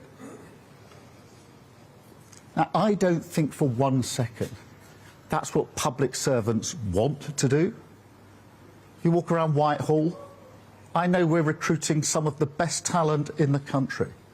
People who join the civil service because they want to serve their country by delivering change. Yet somehow we take that energy, that pride, that patriotism, and we misdirect it into blocking. Well, that's got to end. No more. We were elected to take on the blockers and to deliver change, and that is what we'll do. So we're going to stop the cynical legal challenges that stop building. Cut statutory consultees who can veto government activity. Hack back the thicket of red tape that stops us getting things done. And look, there's no need to compromise on important things like building standards. And there's no good reason that building and nature have to be pitted against each other on every single site. We can have the best of both. Less regulation, more building, and a massive scale up in nature with a new nature restoration fund. And if you think this is hard enough for the government and the state, and it is, and we're frustrated, and we're going to change it, imagine what it feels like for small businesses. Now, I speak to small businesses a lot, and I spoke to a brewer. She's called Alison from Carlisle, brews beer. She tells me it's proper beer. I'm going to take her up on that and test it. But I'm really struck talking to her how difficult we make it for people like her, enterprising people, to just get on with the job. Trading standards advice, which changes constantly. Long forms on business rates. Not able to get clear advice when they're trying to help. The example she gave was a boiler grant. and nobody could advise whether their business was eligible for it or not. Turns out it wasn't. But she only found that out after hours and hours and hours of going round the roundabouts, filling in paperwork. That's precious time if you run a business, and precious money. Wasted. So that's got to stop. And that's why today I'm issuing a new target for our government. We will make sure compliance costs for businesses are cut by a quarter. Yeah, that's 25% compliance costs that are going to go. And they will. That's less red tape, more delivery, renewing our country with growth. And look, some people are going to say to me, good luck. We've heard all this before, and we've heard some of that already this week. And to some extent, they're right, because the Tories did talk tough and failed to deliver. But that raises the question, why is this time different? What was that all about? First, as ever, you can't discount the chaos that we had under the last government. Then there's the ideology. They never really believed in getting Britain building. Didn't believe in the power of government, which I do. Quite happy to be enfeebled by regulation. But I think there's something deeper about Westminster politics here, which is really important for us to understand, which is there's a knee-jerk response to difficult questions, to difficult lobbies. And the response goes like this: let's create an agency, start a consultation, make it statutory, have a review, until slowly, almost by stealth, democratic accountability is swept under a regulatory carpet. Politicians almost not trusting themselves, outsourcing everything to different bodies because things have happened along the way, to a point where you can't get things done. And I accept that all parties have done a bit of this, including the Labour Party. And therefore today's got to be a line in the sand for all of us. But I also think that in government there was a clear moment when the Tories crossed the Rubicon. It was early and it was decisive. And it sent a signal across Whitehall that was never undone. So today I'm going to reverse it. Because I don't see why decisions about £200 billion of taxpayer money on something as fundamental to our security as the NHS should be taken by an arm's-length body, NHS England. And I can't, in all honesty, explain to the British people why they should spend their money on 2 layers of bureaucracy. That money could and should be spent on nurses, doctors, operation, GP appointments. So today I can announce we're going to cut bureaucracy across the state, focus government on the priorities of working people, shift money to the front line. So I'm bringing management of the NHS back into democratic control by abolishing the arm's-length body NHS England. That will put the NHS back at the heart of government where it belongs, freeing it to focus on patients, less bureaucracy, with more money for nurses, an NHS refocused on cutting waiting times at your hospital. Now, tough choices won't just stop there. In this era, they will keep on coming.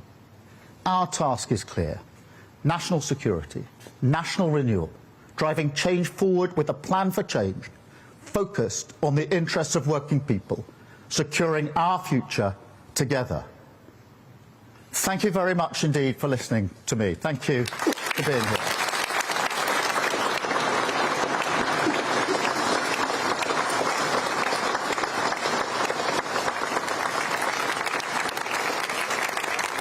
Now, I know a number of you have got questions for me, so we're going to take those first, and then I'm going to take some questions from the media immediately after that. Do we need the microphone? So who's got a question? Let's go here first. Good morning, Prime Minister. Morning. I currently suffer from 4-stage cancer, and I'm being looked after by the amazing nurses and doctors in the NHS who do stage 4. Did you say stage 4 cancer? Yeah. So I see every day how. I mean, I'm sure I speak on behalf of everybody here. I'm really sorry to hear that. Thank you very much. That means a lot. But so I see every day just how stretched the nurses and doctors are in the hospital environment, and I also see a lot of patients that are waiting far too long for life-changing or even life-saving treatment. So you've talked a lot today about the bureaucracy and removing NHS England, but how in real terms will that result in people being seen sooner and more bums on seats, really, of the staff, the nurses and doctors that we need? Well, two things. Already we've got a plan in place for reducing the waiting list, which is taking the pressure off the NHS as a whole and making sure people can get seen a lot more quickly. But on the question of NHS England, amongst the reasons we're abolishing it is because of the duplication. So if you can believe it, we've got a communications team in NHS England. We've got a communications team in the health department of government. We've got a strategy team in NHS England, a strategy team in the government department. We're duplicating things that could be done once. If we strip that out, which is what we're doing today, that then allows us to free up that money to put it where it needs to be, which is the front line. I believe those on the front line do a fantastic job, and we should always thank them for what they're doing. I also think they're brilliant problem solvers, by the way. If you ask people on the front line, this will be the same in your business as well, what needs to change and how can it be better? It's people on the front line that always know, because they're confronted with the problems every day. So we want to make sure that power is pushed to them and away from the bureaucracy, which often holds them up, which is why we're taking the decision we've taken today. There are many other decisions that need to be taken. I think technology and AI can play a brilliant part in the NHS. There's AI with a stethoscope, you may have seen this, for people who are over the age of about 50 or 60, can detect anyone who's going to have a heart problem and get in early before they have that problem with their heart, which is obviously much better for them and much better for the health service as well. So there are things that we can do, but we've got to be active and get on with it. There's almost there's a parallel in a way with what's going on internationally here, because I feel that internationally we're moving at the pace of the slowest when it comes to the response to Russia and Ukraine. We need to go at the pace of the fastest. Same in government now. We need to do the same thing. So thank you for your question. Thank you for being here. My pleasure. It's really hard to, for us to understand what must be going on in your mind with your family. But the fact you're here is brilliant. It means a lot to me. Thank you for that, and good luck in everything. Thank you very much. Thank you so much. Should we go to another one?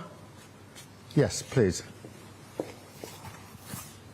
So thank you, Prime Minister. Good morning. I'm Claire Walker, and I'm based here in Hull. I'm working in the Research and Development Department. Are you in this building? I am in this building. Fantastic. Yeah. It feels like a great place to work. It is. It's an incredible place to work. Yeah. And I'm so lucky. I've been working here for over 20 years for Reckitt with so many amazing scientists and, a lot of the healthcare arena that we talked about earlier. And we continue to invest a lot in our research and in development and in great science, for the future. You've seen our brands on Nurofen, You can see something going on here. You can you can see it going on there. So we've all got a proud history, the UK, Reckitt, in investing in science and investing in innovation. So how do you see maybe, cutting some of that red tape today, and with your broader plans from the manifesto, how do we boost investment in innovation, by doing what you've described today so that we can continue to innovate? I think there are two or three things there. The first is we've got too much regulation. We've got too many regulators. And that doesn't mean I'm not a believer in lowering standards, by the way. I think it's really important we have high standards. We do in this country, and I'm really proud of that. But we got too much of it, and we got too many inconsistencies. So if you're going to try and do something, you've got 2 or 3 different regulators, and their terms of reference are different. What they're asking for is different, so you can't even find a way through. So that needs to happen. We also need to create a culture where we are happier and more content with... OK, if you're still with us, well done. Congratulations. Thank you. We were slightly losing the will to live there, weren't we, Andrew? You're listening to Keir Starmer there. Not exactly setting the world alight. Do you know what I see? I see a speech about bureaucracy. I see a barrister in a courtroom. He's always like he's talking to the jury, just appealing to them calmly with the reverence of a courtroom. And he's going to abolish NHS England. He didn't tell us how much money this is going to release for frontline care, a rather important question. He didn't say how many pen pushers jobs are going to go, rather important fact.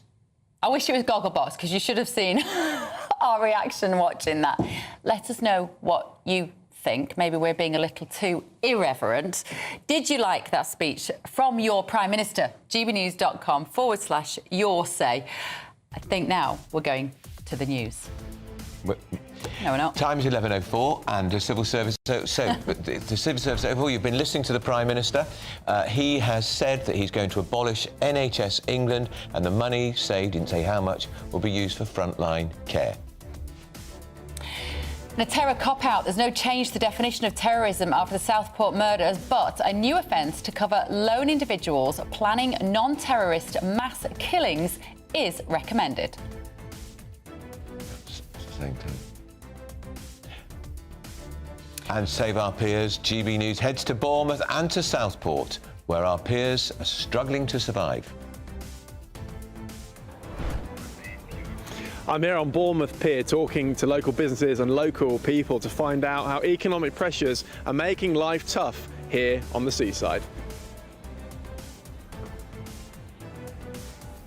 Sefton Council say they need millions to restore the pier here in Southport. But would that money be better invested elsewhere? Very shortly we'll be speaking to the owner of Adventure House Southport to find out if the money would be better spread out throughout the town. BBC Radio Backlash. The broadcaster is set to launch Radio 2 Extra. It's a new digital service for older audience. Radio legend Diddy David Hamilton was going to speak to us yesterday. We couldn't make that work. He'll be with us this hour. No joke, it's Snow Woke. Of course it is. Disney has scaled back the Hollywood premiere of its Snow White remake this week. We're going to tell you about some of the outrageous changes to the plot. And is there a lot of you to love? New research shows that married men pile on the pounds after settling down. Come on, fellas, don't get lazy just because you get married. What's making this happen?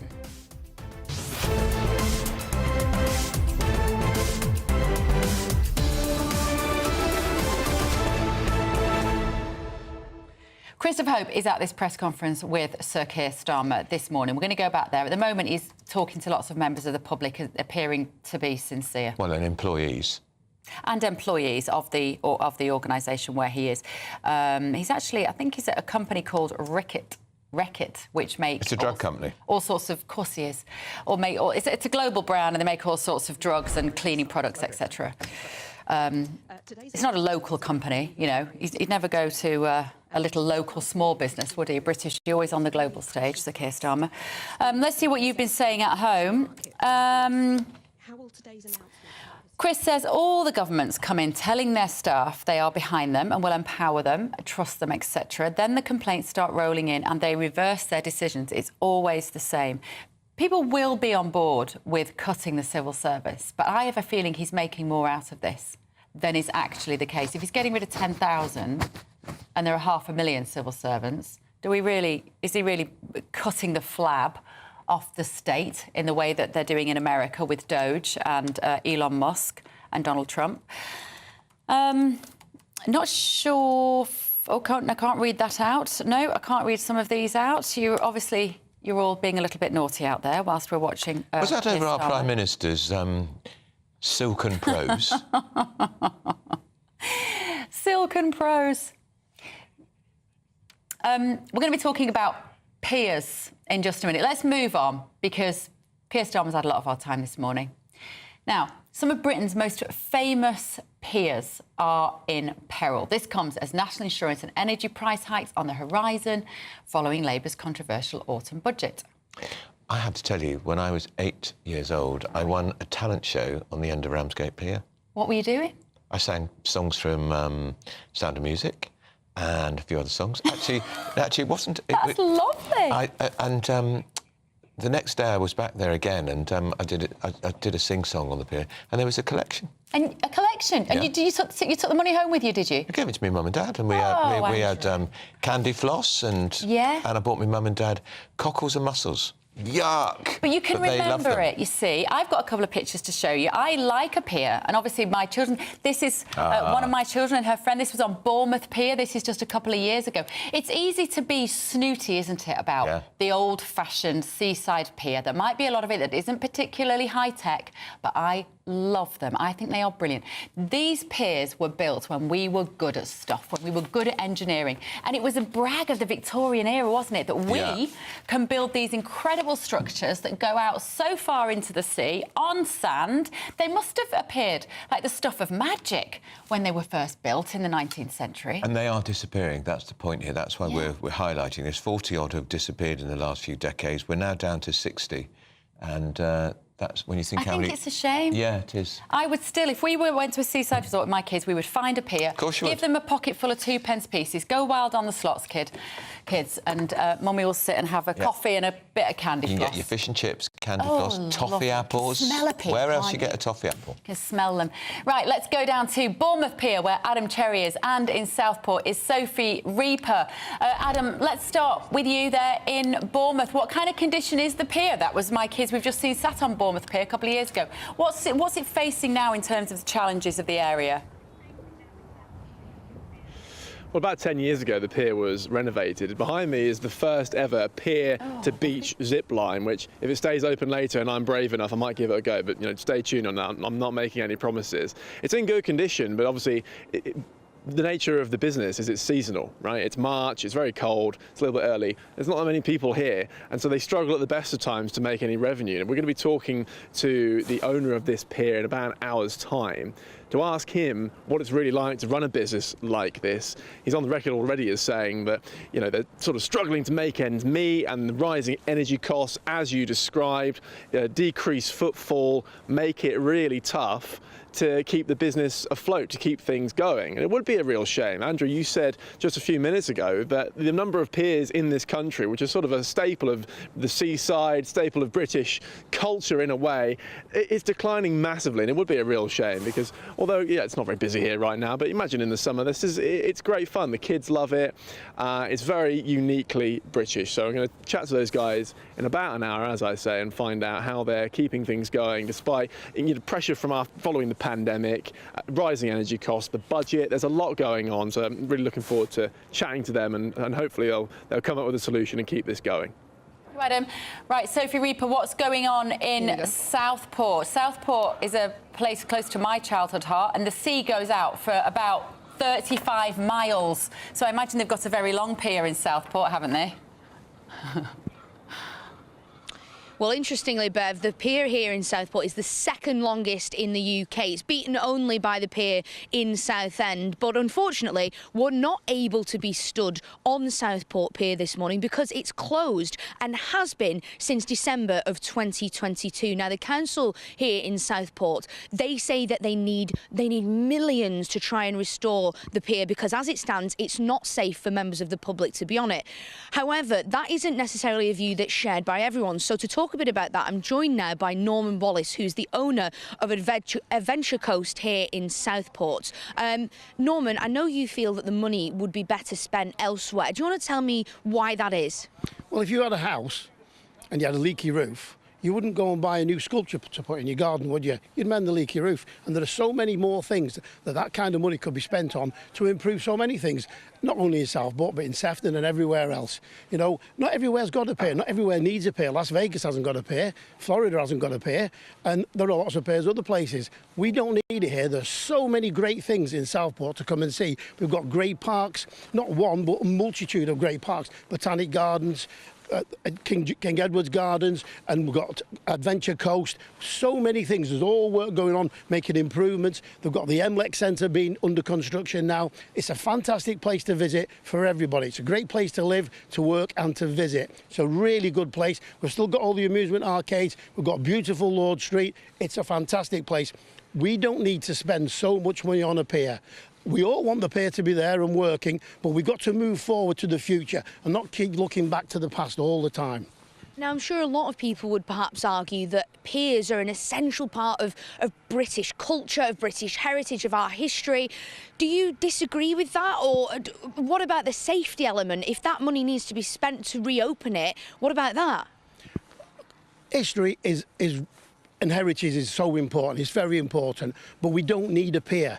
On that particular pier, it's a very long, narrow pier. It was built to go onto a boat at the other end. There are no boats anymore. So it's a long way to walk down, a long way to walk back. And there are so many other great places to walk here in Southport. We've got a multi-million-pound promenade.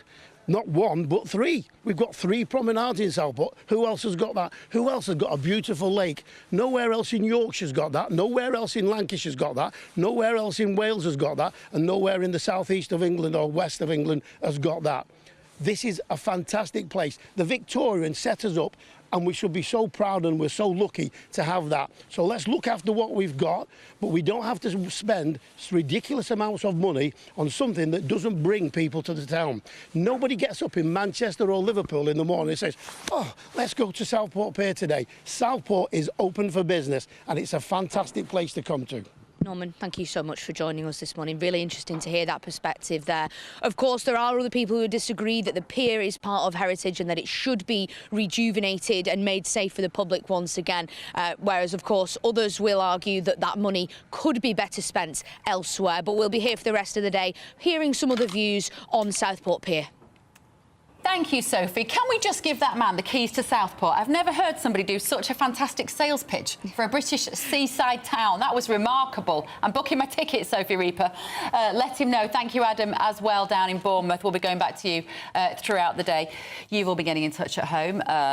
You're all reacting to that Starmer speech. Ian says, I wish I could identify precisely what it is about Keir Starmer that irritates me to the point of shouting at the telly. It seems to be everything about him. I really cannot stand him. And Andy says, appearing to be sincere, quoting me. Nice one, Bev. I think that's the problem with him. When you say, Ian, that you wish you knew, you could identify what's irritating. Even when he's trying to be sincere, talking to the guy there with stage 4 cancer. Awful, sad. But he just sounds patronising. Also, the one advantage was that was a mercifully short speech, because sometimes they go on for 45 minutes. That was barely 20. That was enough. He tried to go to the loo and got told, no, come back, sit down, you go. We want you to hang on every word of his silken prose. Darren, morning, Darren says, I love that item on British piers. I come from Southend-on-Sea, which has the longest pier in the world. After Sir Karma's speech, I think I'm going to jump off the end of it. Very funny. But please don't, Darren. Please don't. Darren. Not unless you're an excellent swimmer, because some of the piers, I think the one in Brighton, near where you live, the lads gyre. You jump off it and go all the time. Cold water swimming. Marvellous. They're off it all the time. Right, it's Lent, of course, so we're bringing you these lovely daily reflections from ministers around the United Kingdom. Here is Vicar Mark Wilson with today's. The GB News Daily Reflection. Hi, I'm Mark Wilson, a vicar in the Church of England. Temptations are all around us. We live in a world full of it. For me, temptation lies at the chippy just down the road from one of my churches. And I know that I'm not the only one. But the problem is we all fall into temptation, don't we? And we can wonder, why am I tempted? But this just isn't a problem for us, because God was tempted too. As Jesus was in the desert place and he was tempted by Satan himself. Jesus faced the temptation of food and power and safety. Everything that we face today. The only difference is he didn't fall when he was tempted. And here's the amazing thing. When Jesus died on the cross, he took our mistakes, the times when we fall, when we give in to temptation.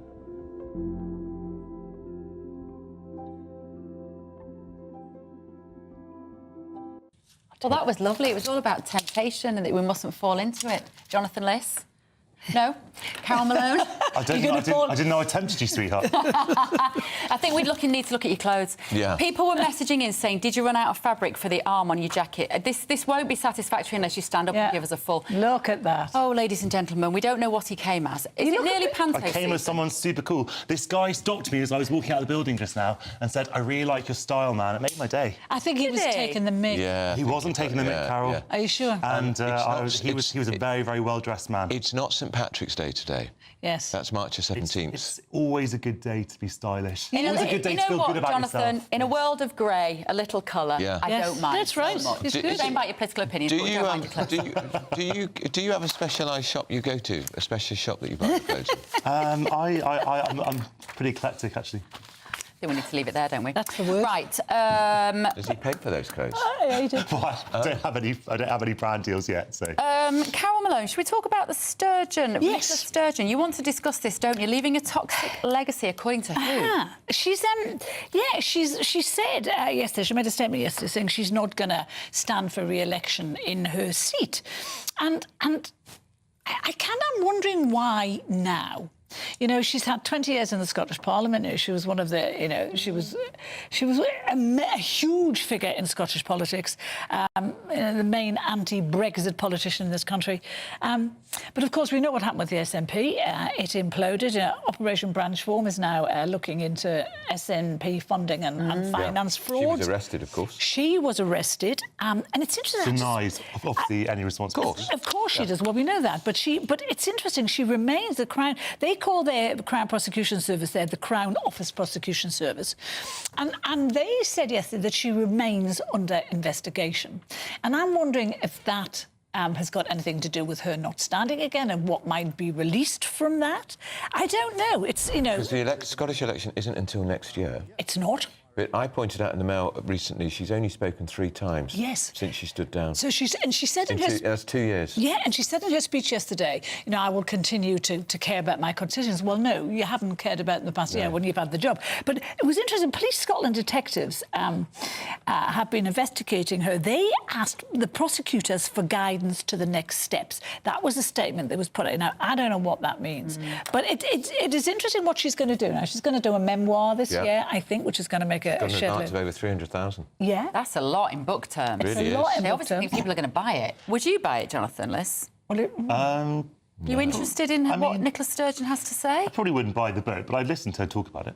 You'd want to know what she's going to say about the SNP, I want to know if she's going to spend her retirement in that rather naff I don't understand it. We don't know where. I don't understand why there's so much. Where is that motorhome? I don't know. Why is there so much opprobrium attached to Nicola Sturgeon? Look, if you love her or hate her, you have to accept she is one of the most successful politicians of the last 20 years in the UK. She did not get independence, which is what the SNP That was what she existed for. Exactly. Well, Andrew, we could have that conversation. I used to have that conversation very often after the last Scottish Parliament election. She failed.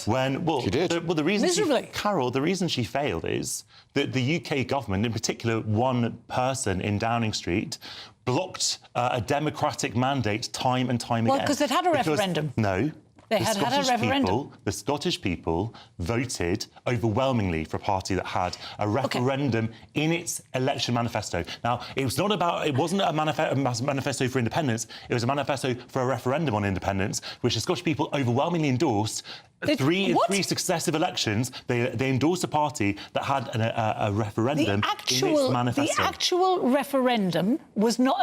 They lost that. No, Carol, that's not the point making. Put the referendum to one side. Just look at what she did for Scotland during her time as leader. One of the worst education records in the UK, the biggest drug problem in the UK, drug addiction service. Worst in Europe. Worst in Europe, exactly. The National Health Service is a mess. It's gone down the toilet under her. She was so obsessed with independence, she did nothing else for the country. So it is a toxic legacy. Well, she also had the small matter of COVID. And so did the rest of us.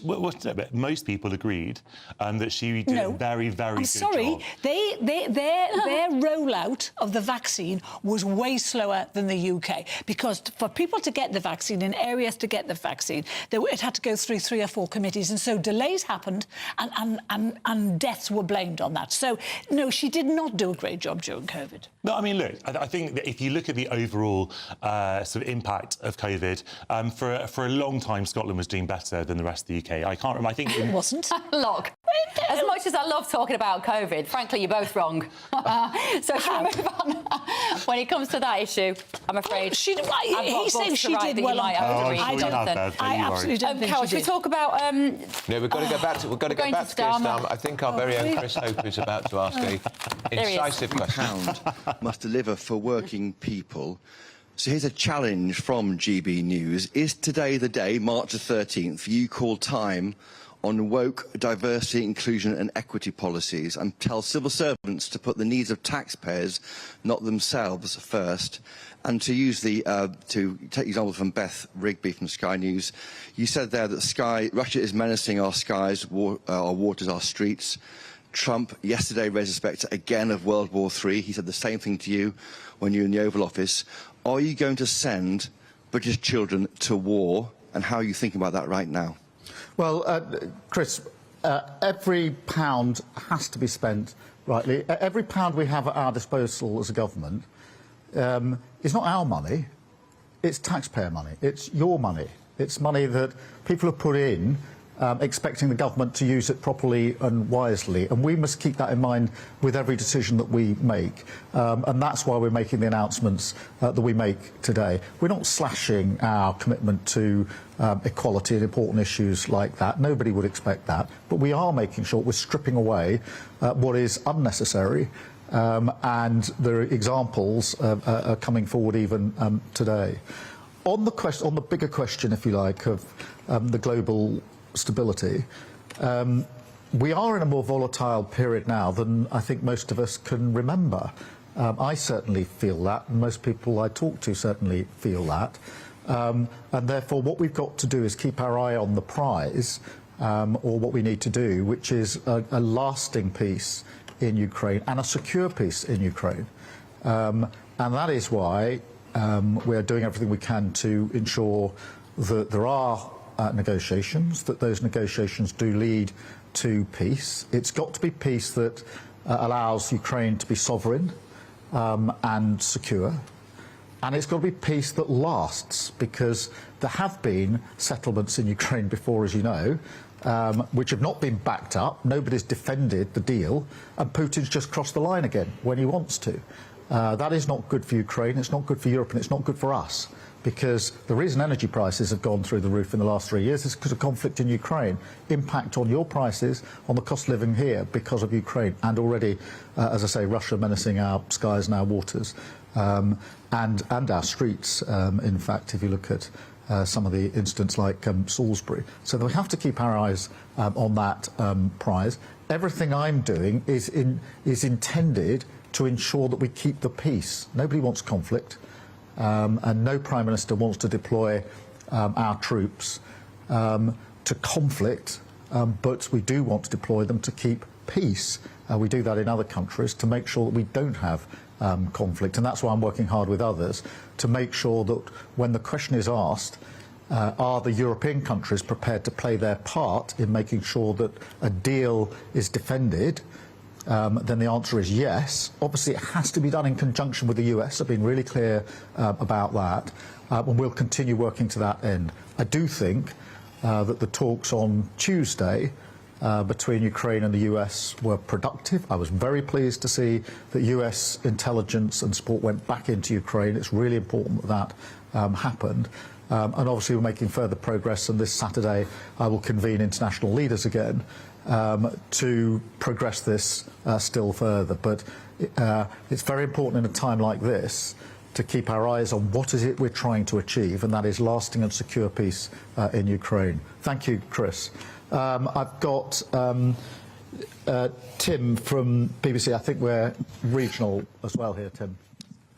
Mike's back. So we're going to go back to the pace, but Carol, he confirmed there, the Prime Minister, that he is willing to put British troops on the ground. He said they'll be neutral. They're not neutral because they're protecting Ukraine, so they're not neutral. I don't believe there's ever going to be a situation where he's going to have to put troops on the ground. I think he knows that, which is why he's able to say it. We've talked about this before.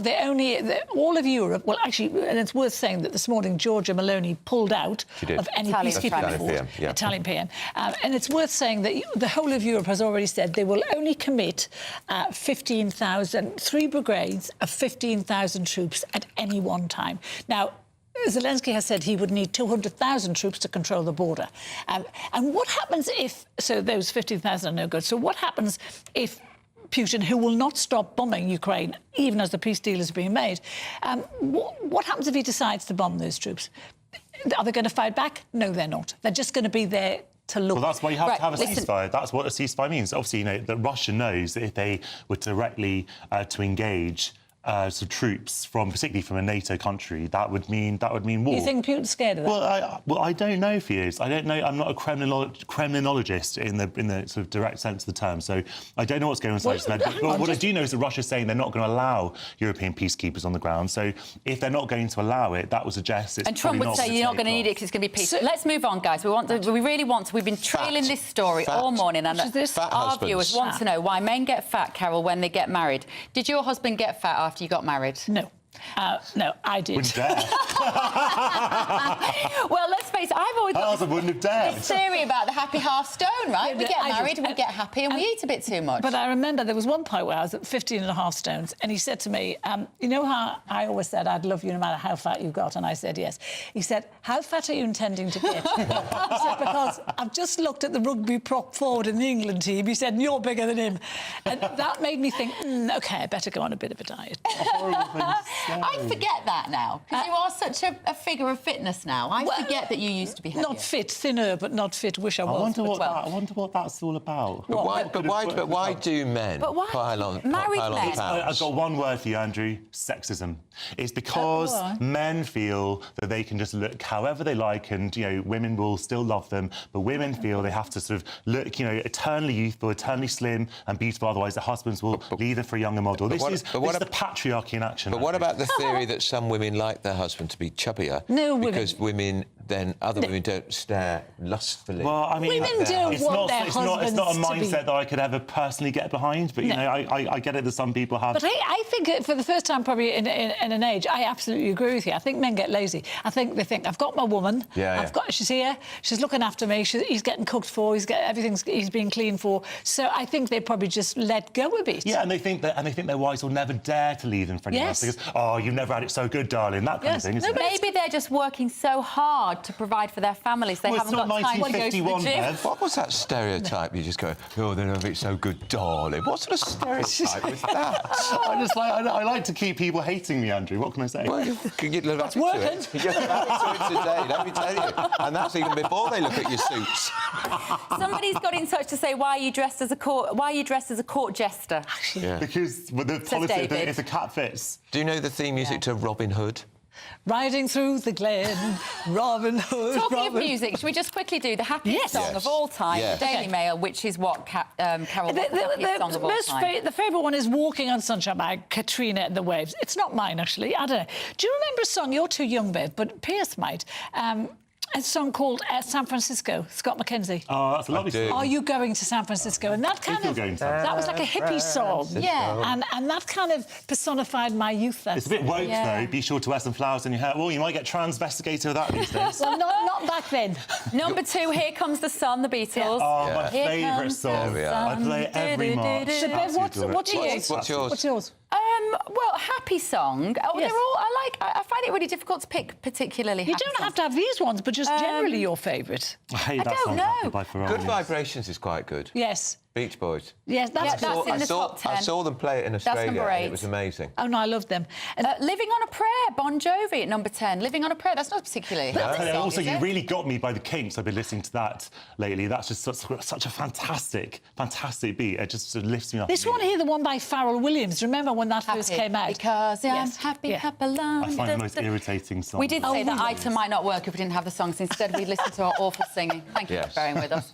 Carol, Jonathan, thank you so much. Tatiana Sanchez is here with the headlines.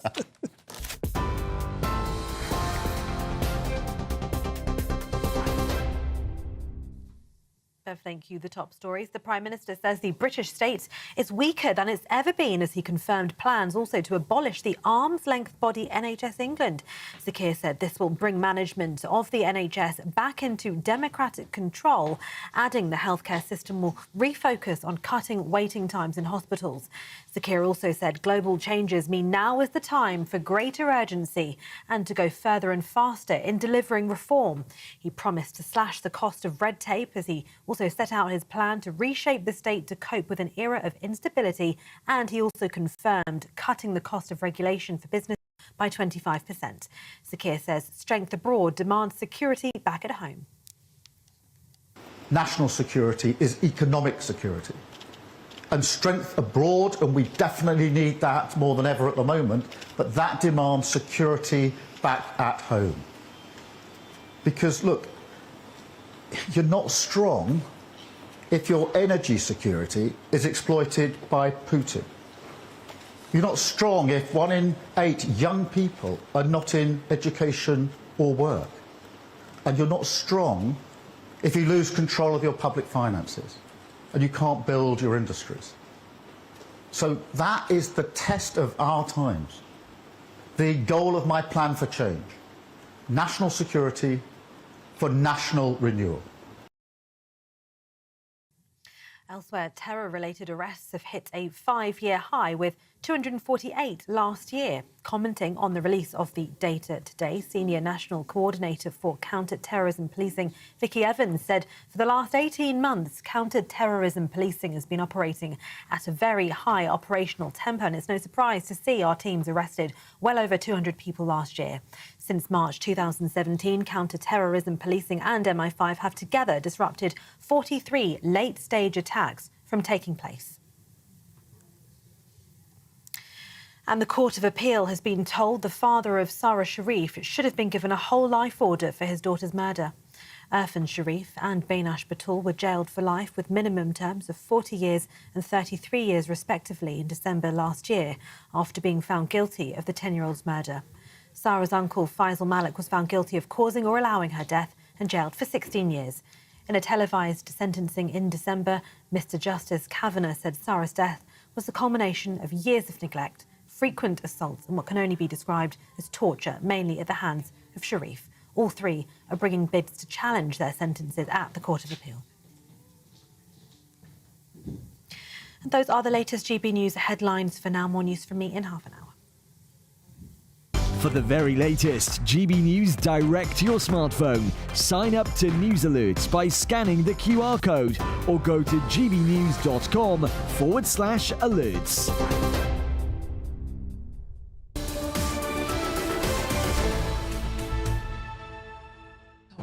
Up at noon. Good afternoon, Britain, with Miriam and Charlie Peters today. Hello, both. Hello, good afternoon. Dressed Morning, very still. similarly, you and I today. Isn't it strange how this happens? We got the memo. The colours often coordinate. Andrew and I doing the blue time. Oh, yeah. Red, white and blue. There we go. What's on the show, guys?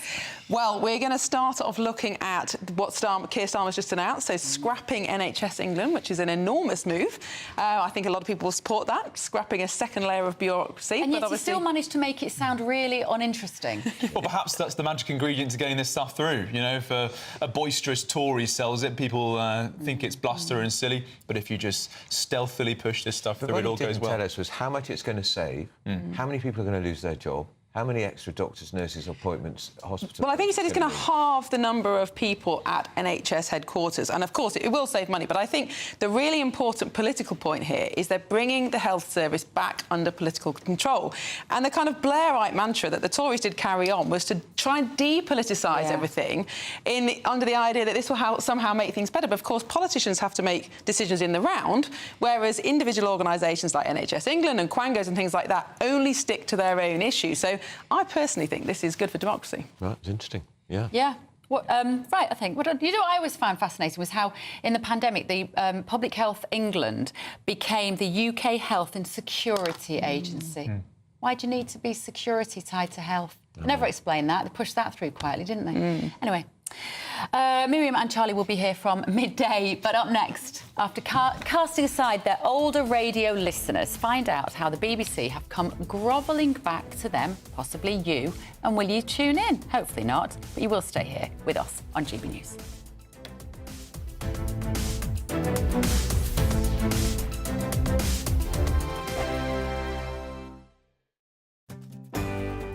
I'm Michael Portillo. This is GB News, the People's Channel, Britain's news channel.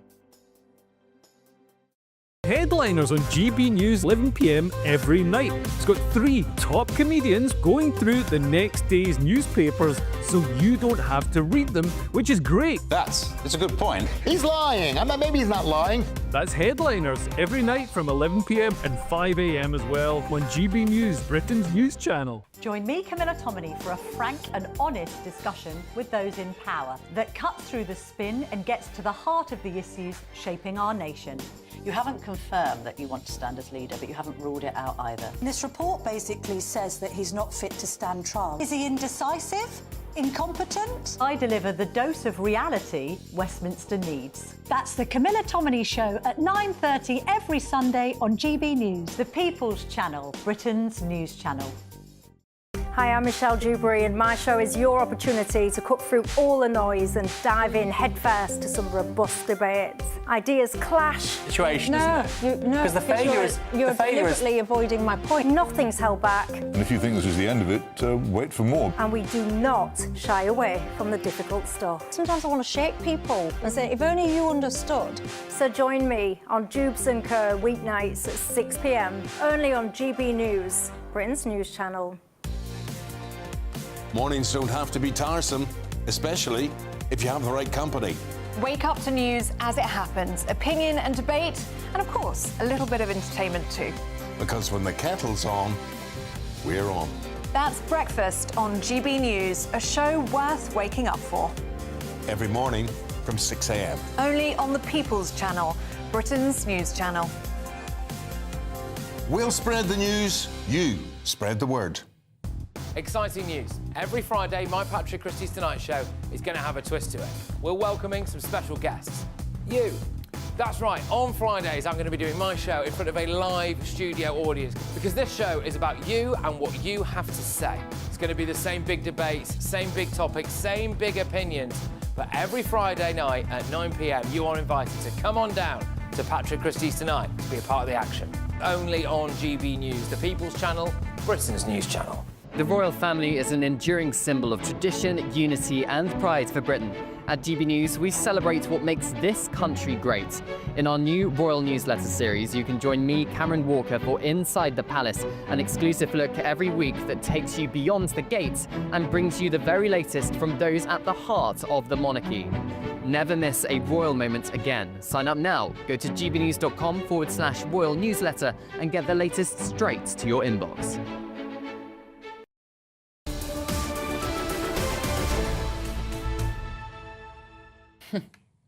Good morning, it's 11:41. This is Britain's Newsroom with Andrew and Bev. Now, BBC, having alienated so many of its listeners on Radio 2 by getting rid of a lot of the older presenters, is now launching an additional digital service named Radio 2 Extra to try and get those older listeners back. So, boom, radio host David Hamilton joins us now. David, thank you so much. I'm so glad we could make this work. We were going to talk to you yesterday, but in the end, we ran out of time on our show. So, listen, what are the BBC up to here? Why are they now having to backpedal on having alienated so many of their listeners?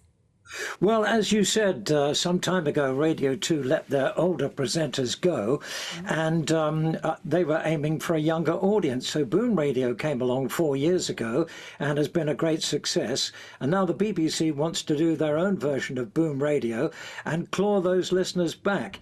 They are saying that they will have a completely different station. They will be celebrating important musical anniversaries, and they'll have the stories behind the song.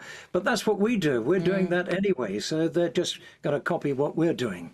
And the thing is, David, it's not fair competition, is it? Because they are insulated, subsidised by everybody because of the licence fee, £4 billion. They had their chance with the older generation at Radio 2. They blew it. And now they're trying to undermine you by setting up a direct rival.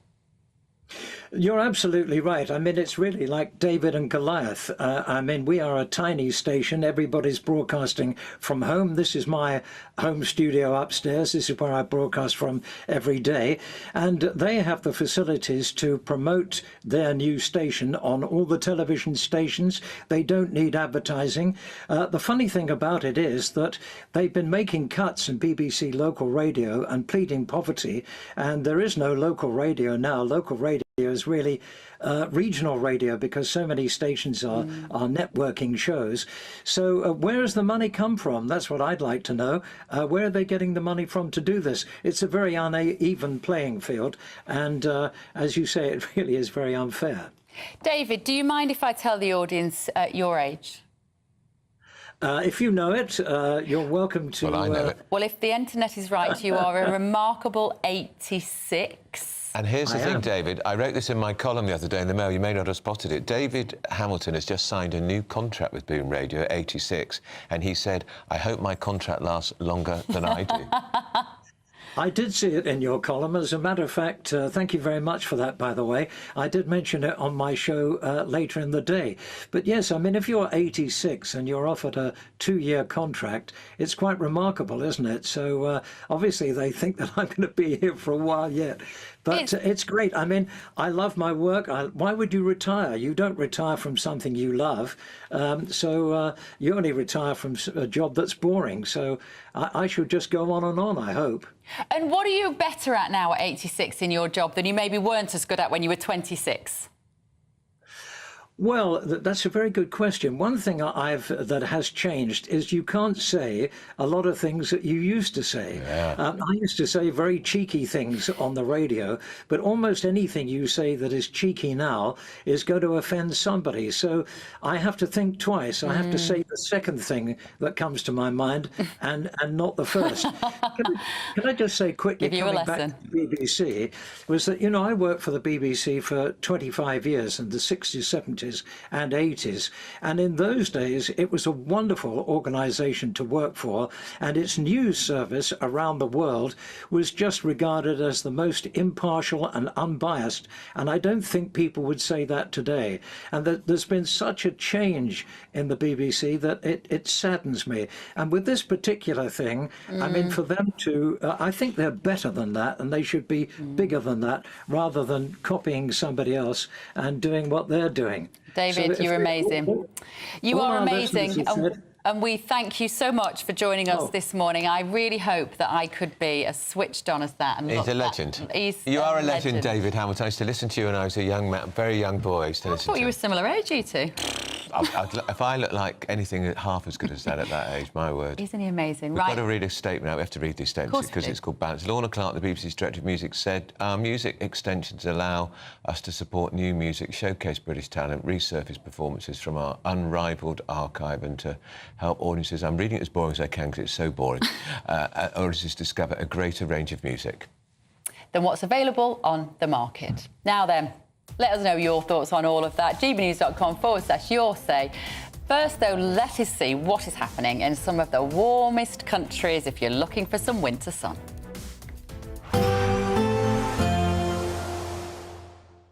You're looking happy. Well, the forecast looks good. So you've sorted the travel insurance then? All Clear Travel Insurance sponsors GB News Travel Destinations Forecast. We've got some warm weather on the way over the next few days across the eastern Mediterranean, but further west, very unsettled still with some heavy rain and thunderstorms. The showers most prominent across parts of southern Spain through the course of Friday. An improving story across parts of Portugal, but colder than average temperatures across Iberia. Some heavy rain and some snow across northern parts of Italy and the Balkans. But down across Greece, some fairly warm and sunny weather for the time of year with temperatures above average. All Clear Travel Insurance sponsors GB News Travel Destinations Forecast. Hello there, good morning. Welcome to your GB News weather update from the Met Office. It's going to be another day of sunshine and showers today. Lighter winds, which means it's not going to feel quite as cold as it did yesterday, but still feeling chilly for the time of year. We can see fewer isobars on the chart, which indicates the winds aren't going to be quite as strong, but we're still getting a lot of our air all the way from the Arctic, adding on to the chilly feel for the course of the day. Also, it's bringing in plenty of showers, particularly along North Sea coast, these feeding in inland through the course of the day. The odd shower could be heavy, likely even bringing some snow towards higher ground, particularly across Scotland. The best of the brightness in the west across Northern Ireland, parts of Wales and parts of Devon and Cornwall too, largely seeing a dry day here. And temperatures highs of around 8 to 9 Celsius, but it should still warm and pleasant in the sunshine and in those sheltered spots. Across Scotland, to finish off the day, we're still going to see a fair few showers feeding in from the northeast. Still, once again, the odd shower a little bit heavy and likely seeing snow, mainly to high ground, but a few flurries possible to lower levels. Largely dry across Northern Ireland. They can't rule out a few showers around coastal areas. And across the rest of England and Wales, still a fair few showers, particularly along eastern coasts, but through the course of the evening, most of these easing away. That's away from those North Sea coasts, once again, the main firing line for these showers. And this does bring in a risk of ice where we see any wet surfaces, but plenty of clear skies across the south, which means it's going to turn very cold and likely seeing quite a frosty start by the time we reach Friday morning, particularly across parts of the southeast. But overall, it is going to be a cold start for most, even if you don't see any frost to start on Friday. And once again, we're going to see another day with plenty of showers moving through, particularly once again across those eastern coasts and then feeding in through inland through much of the day. Once again, they could be heavy, likely seeing some sleet and snow, particularly as they start to first feed through around coastal areas, and highs around similar, around 8 to 9 Celsius. That's it from me. Bye-bye. Join me, Nana Akwe, for an informative, interactive news programme with a difference. It's fun. No, he didn't say that, though. I'm so surprised. I think there's an element of truth to that. Join me from 3 p.m. every weekend, only on GB News, Britain's news channel.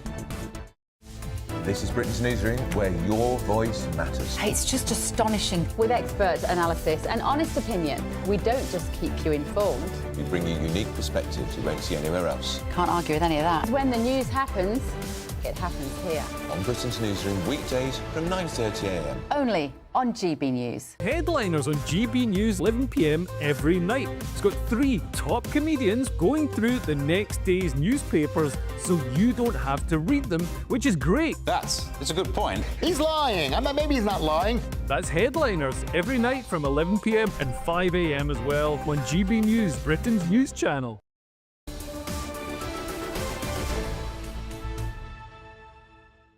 We're going to go straight to the House of Commons because Wes Streeting, the Health Secretary, is responding to that speech by the Prime Minister, who says that NHS England, which, by the way, has a budget of £190 billion and employs 1.3 million people, is to be abolished. Let's have a listen. They have been set up to fail by a fragmented system that holds them back. The actions we are taking today will change that. Work has already begun to strip out the duplication between the two organisations and bring many of NHS England's functions into the department. NHS England will have a much clearer focus over this transformation period. It will be in charge of holding local providers to account for the outcomes that really matter, cutting waiting times and managing their finances responsibly.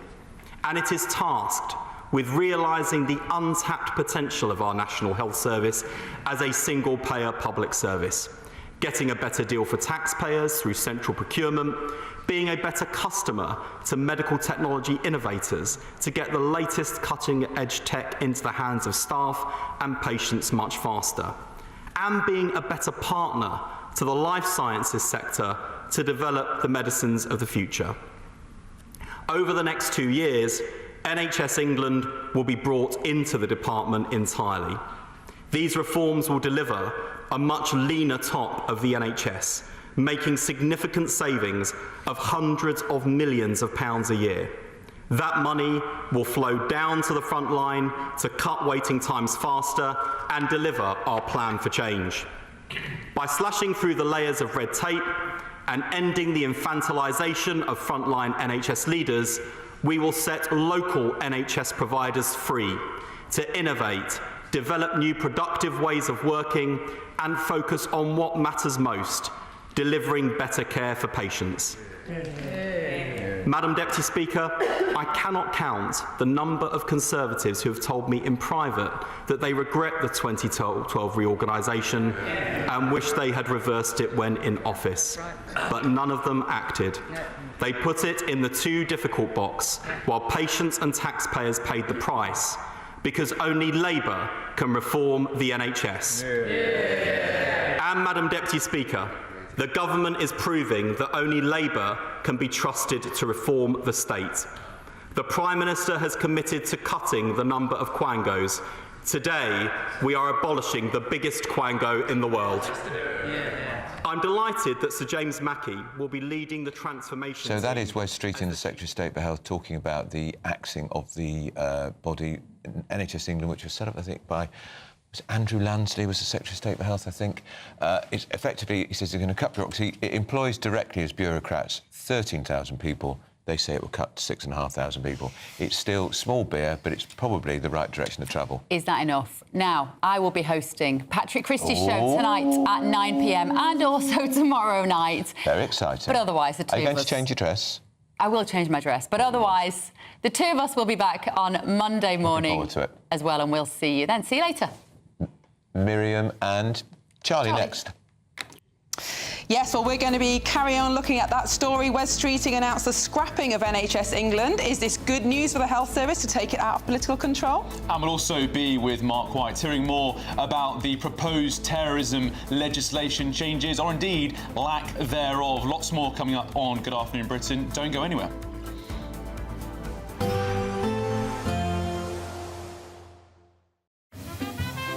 Heavy showers first thing will be followed by a warm, cosy day. Boxed boilers, sponsors of weather on GB News. Good morning and welcome to your latest GB News weather forecast from the Met Office. So it's staying chilly through the next few days, an icy start in places this morning. There will be a mixture of sunshine and showers, and as I say, temperatures still below average for the time of year. The ice most prominent across parts of northeastern parts of England through this morning. A mixture of sunshine and showers, those showers most prevalent across more eastern and central parts of the UK through the course of today. Still a wintry flavour to them, some snow up over the higher ground. Further west, though, mostly dry skies with a mixture of cloud and sunny spells, and temperatures, once again, are slightly below average for the time of year and feeling particularly cold where that wind is quite blustery. Through this evening and overnight, the showers continue to feed down some eastern areas of the UK, so some fairly heavy showers still perhaps possible through this evening's rush hour across southeastern parts of England, the Midlands. Further west, southwest England and Wales, seeing the best of the dry weather with some clearer breaks. Northern Ireland probably escaping most of the showers through the course of today, but one or two around perhaps through this evening. Further north across Scotland, we will see a focus for the showers to perhaps organise themselves into longer spells of rain and hill snow as we go through this evening. And as we go through tonight, we'll start to see more in the way of frequent showers coming back in across northern parts of Scotland. That's courtesy of a more defined area of showery rain and hill snow pushing southwards through the course of tonight. Elsewhere, further south across England and Wales, a mixture of clear spells and patchy cloud. We will see a fairly widespread frost developing once again, particularly in the countryside, lows of -2 or -3 degrees. So tomorrow is going to be another fairly cold day, still quite breezy, particularly for some eastern coasts of the UK. An area of showery rain clearing away from Northern Ireland through the morning, hill snow starting to ease away as well. So once again, the focus for the showers will be across eastern parts of Scotland, central and eastern parts of England. Once again, some heavy bursts of rain perhaps possible, and still on the chilly side for the time of year. Expect a warm front, moving from the kitchen right through to the rest of the house.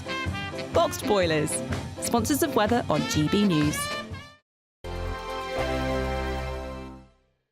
could have £17,777 in tax-free cash to play with this spring. Cash to spend on anything you like. And if that wasn't enough, we're also going to give you not one, but 2 sought-after designer watches and the latest Mulberry handbag. How would winning that sound? For a chance to win the cash, 2 watches and a designer bag, text cash to 63232. One entry costs £2 plus 1 standard network rate message, or text bonus to 63232. 5 entries cost £5 plus 1 standard network rate message. Go to gbnews.com/win. Entries start from just £2. Call 0903 681 3232. Calls cost £2 plus your network access charge, or post your name and number to GB12 PO Box 8690 Derby DE1 9TT. UK only. Entrants must be 18 or over. Lines close at 6 p.m. on the 4th of April. Please check the closing time if listening or watching on demand. Good luck. Hello everyone, Patrick Christys here with an exclusive opportunity just for